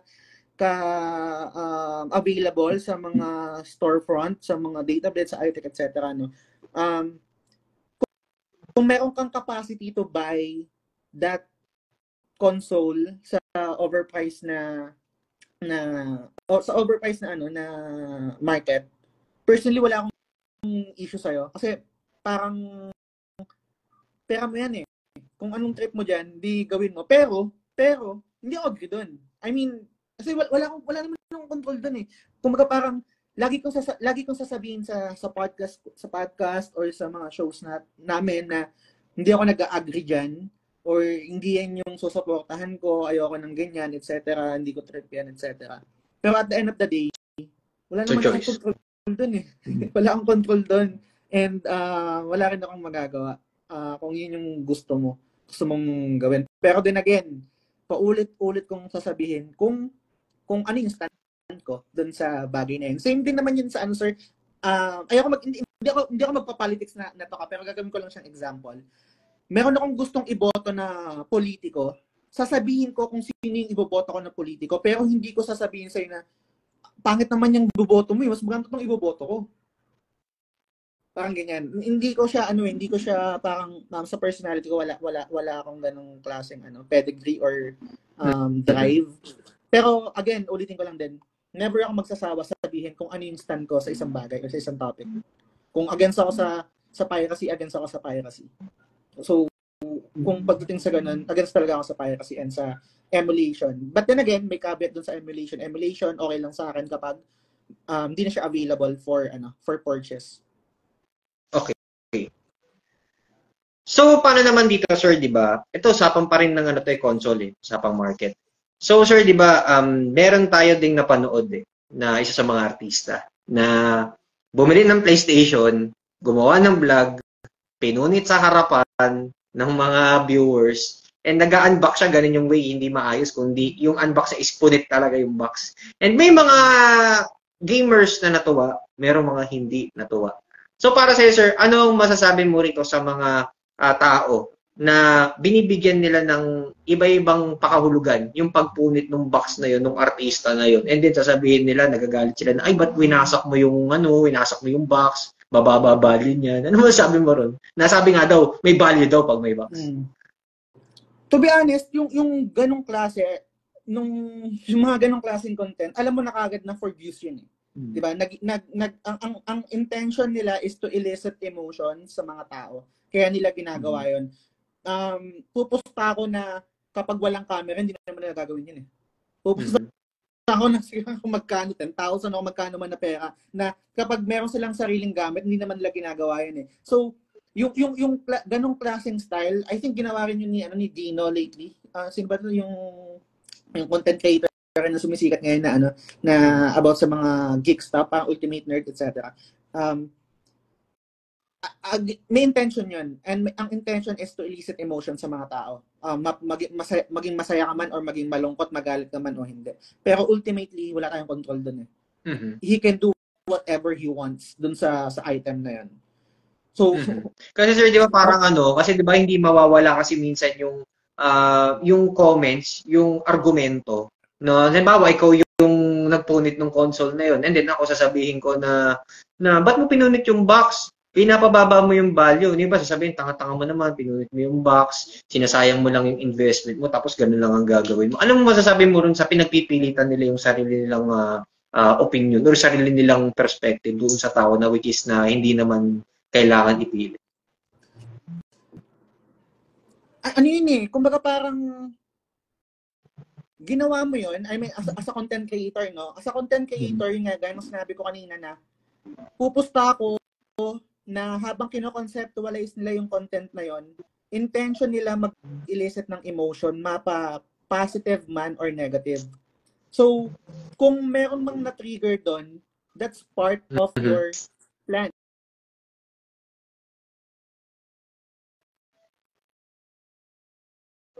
Pwedeng gawin yun. Kasi, kumbaga parang, ba't mo pinipilit yung opinion mo sa akin? Ginawa mo yun eh. Kumbaga parang,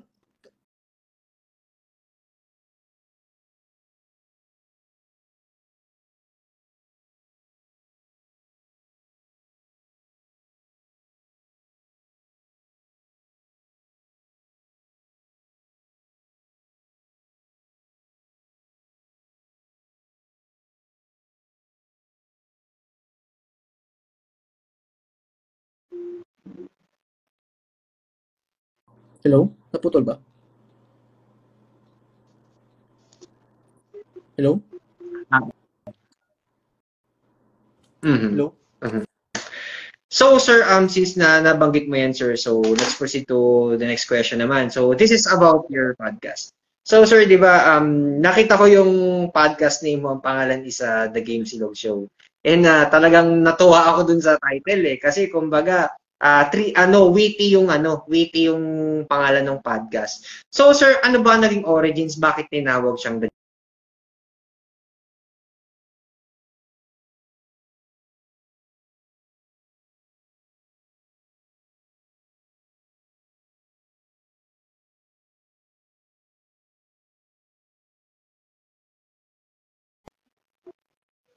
Yan. Hello, sir? Narinig mo, sir? Yan, narinig mo na ako, sir. Yan, okay na, sir? Na-disconnect yata. Okay. Yan. Okay. Yung question mo is kung saan nanggaling yung Game Silog, no? Yung name? Yes po. Yes. Okay. Okay. Yung name is hindi ko na maalala kung paano siya nagkama, pero ang purpose kasi is or yung goal ko is kapag nabasa yung title, mag-i-elicit sa kanila ng emotion na comfort food. Kasi before, pag nagiinuman kami ng mga kaibigan ko, nagiging topic namin about video games, ganyan, nostalgia topics, etc. And then syempre after mag-inom, magpo-food trip kami.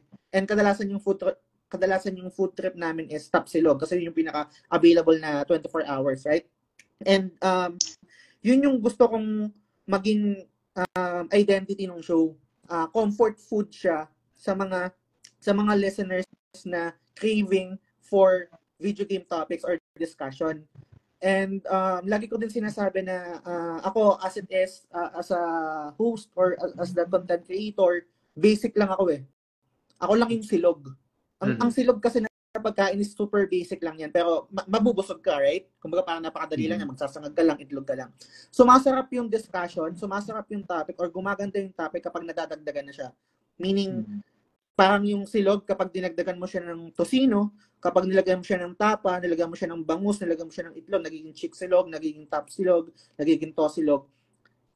Totally nagiging iba yung yung pagkain, mas parang na-amplify yung sarap niya. Ganun din sa podcast. Ako as it is, basic lang ako, silog lang ako. Pero pag dinagdagan mo na ng topics na about video games, kapag nilagyan mo na ng guest, nilagyan mo na ng opinion ng iba't ibang tao, nagiging complete yung rekado, nagiging game silog. And yun yung parang nagiging quote-unquote final form ng content na masarap na siyang i-consume. And ganun ko lang siya inisip yung name niya. Parang kumbaga, sir, parang food for thought, in short. Yung baga meron kang naibibigay sa kanilang informasyon which is na makakatulong sa kanila. Totoo. And sir, di ba, for that Game Silog Show, sir, di ba, bilang ikaw as a podcaster and the proprietor of that page, sir, sa mga bagong henerasyon na magiging future followers mo, paano mo may introduce si Game Silog Show at ano ba ang pinaka main goal maliban sa pag-spread ng information? Ano ba yung pinaka main goal mo on this platform para sa mga gamers? Ano yung nakahain mong plano para sa Actually,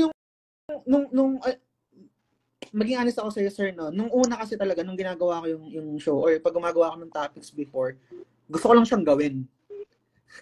gusto ko lang makipagkwentuhan about video games talaga. Kasi super sarap makapagkwentuhan about video games, right? Sa hobbies natin, sa passion natin, etc. Pero as I go along, kasi fourth year na ng show fourth year ng podcast. Hindi na lang sa akin yung show. Corny man siyang sabihin, corny man siyang pakinggan, pero yung The Game Silog Show is hindi na lang sa akin. Meron akong kilalang director ng film na sabi niya, kapag gumawa ka ng pelikula and once na ginawa mo na yung available sa public, hindi na sa'yo yun. Nasa tao na yun kung paano nila i-consume yung content na yun. And I think ganun din sa show. Ako lang yung nagiging catalyst. Ako lang yung nagiging platform ng quote-unquote entertainment nila. Pero wala na akong control doon.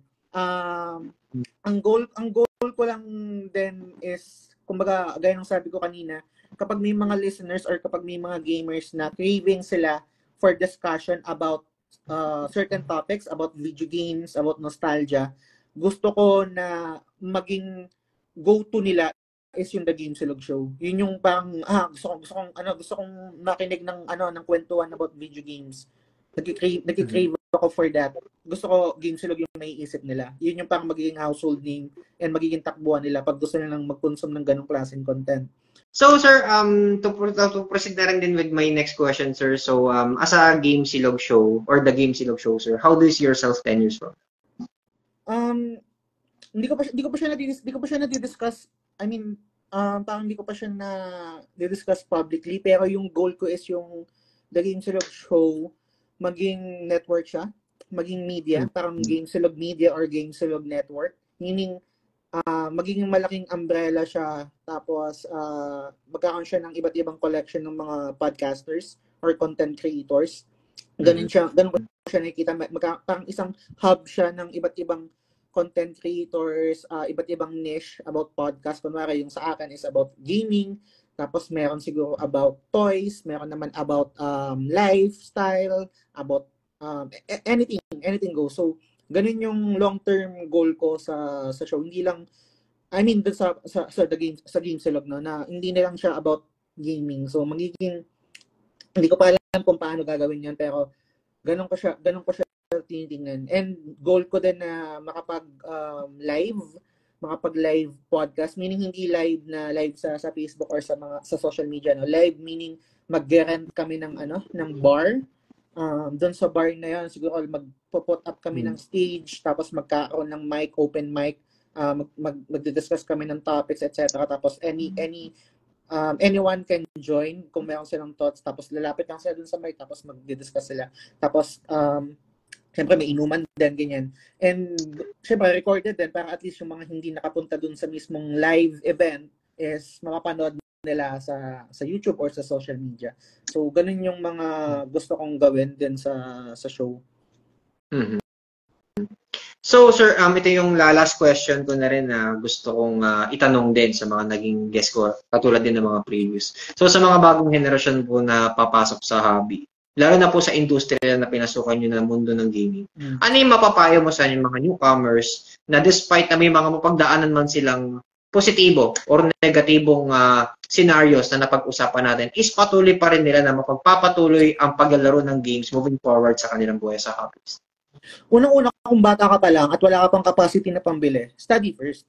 Kailangan mag-focus sa pag-aaral na. Pero let's say, labas natin muna yung budget. Let's say meron kang capacity to buy games, capacity to purchase consoles, etc. Enjoy mo yung nilalaro mo. Huwag kang magpa-apekto sa opinion ng ibang tao. Kung masaya ka doon sa nilalaro mo, yun yung naramdaman mo. Hindi siya dapat maapektuhan kung sakaling may ibang tao na hindi nakagusto nung nilalaro mo. Huwag kang magpa-apekto doon kasi kaya naman tayo naglalaro hindi para sa validation ng ibang tao.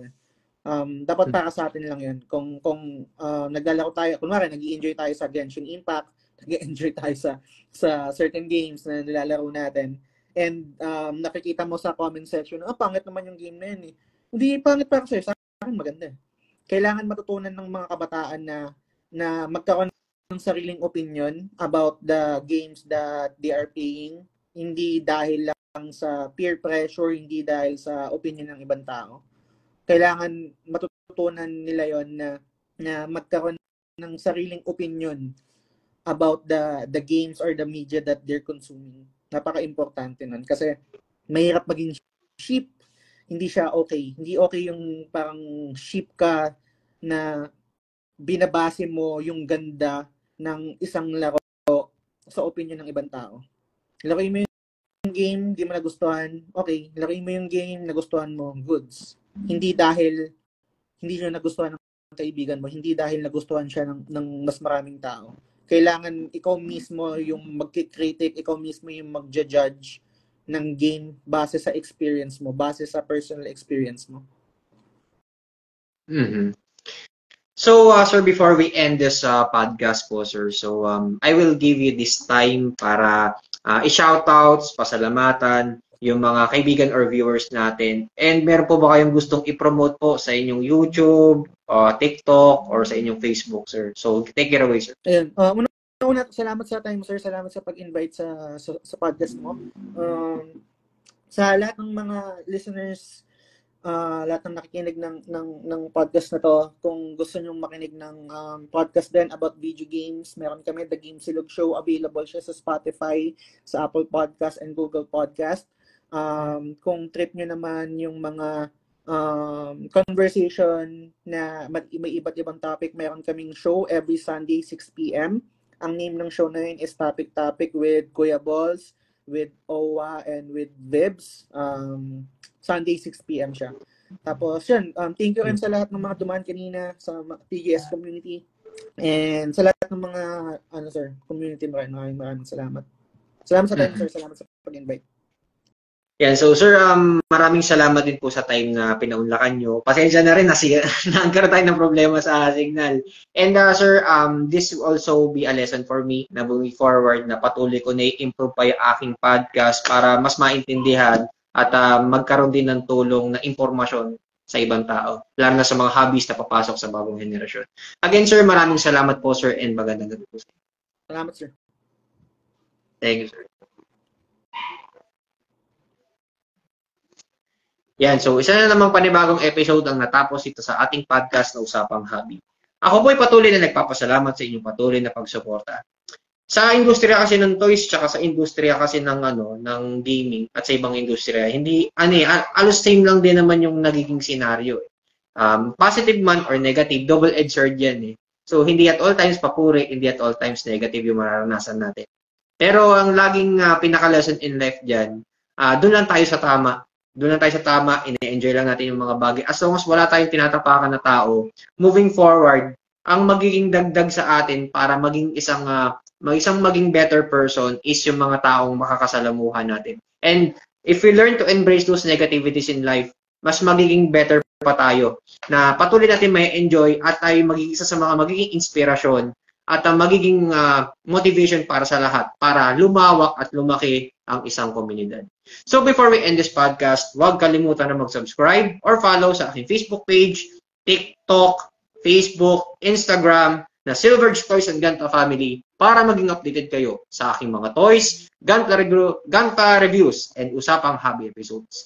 So hanggang dito na lang tayo, guys. Maraming salamat po sa lahat ng mga nanood. Happy collecting and God bless. See you next time dito sa Usapang Hobby. Maraming salamat po.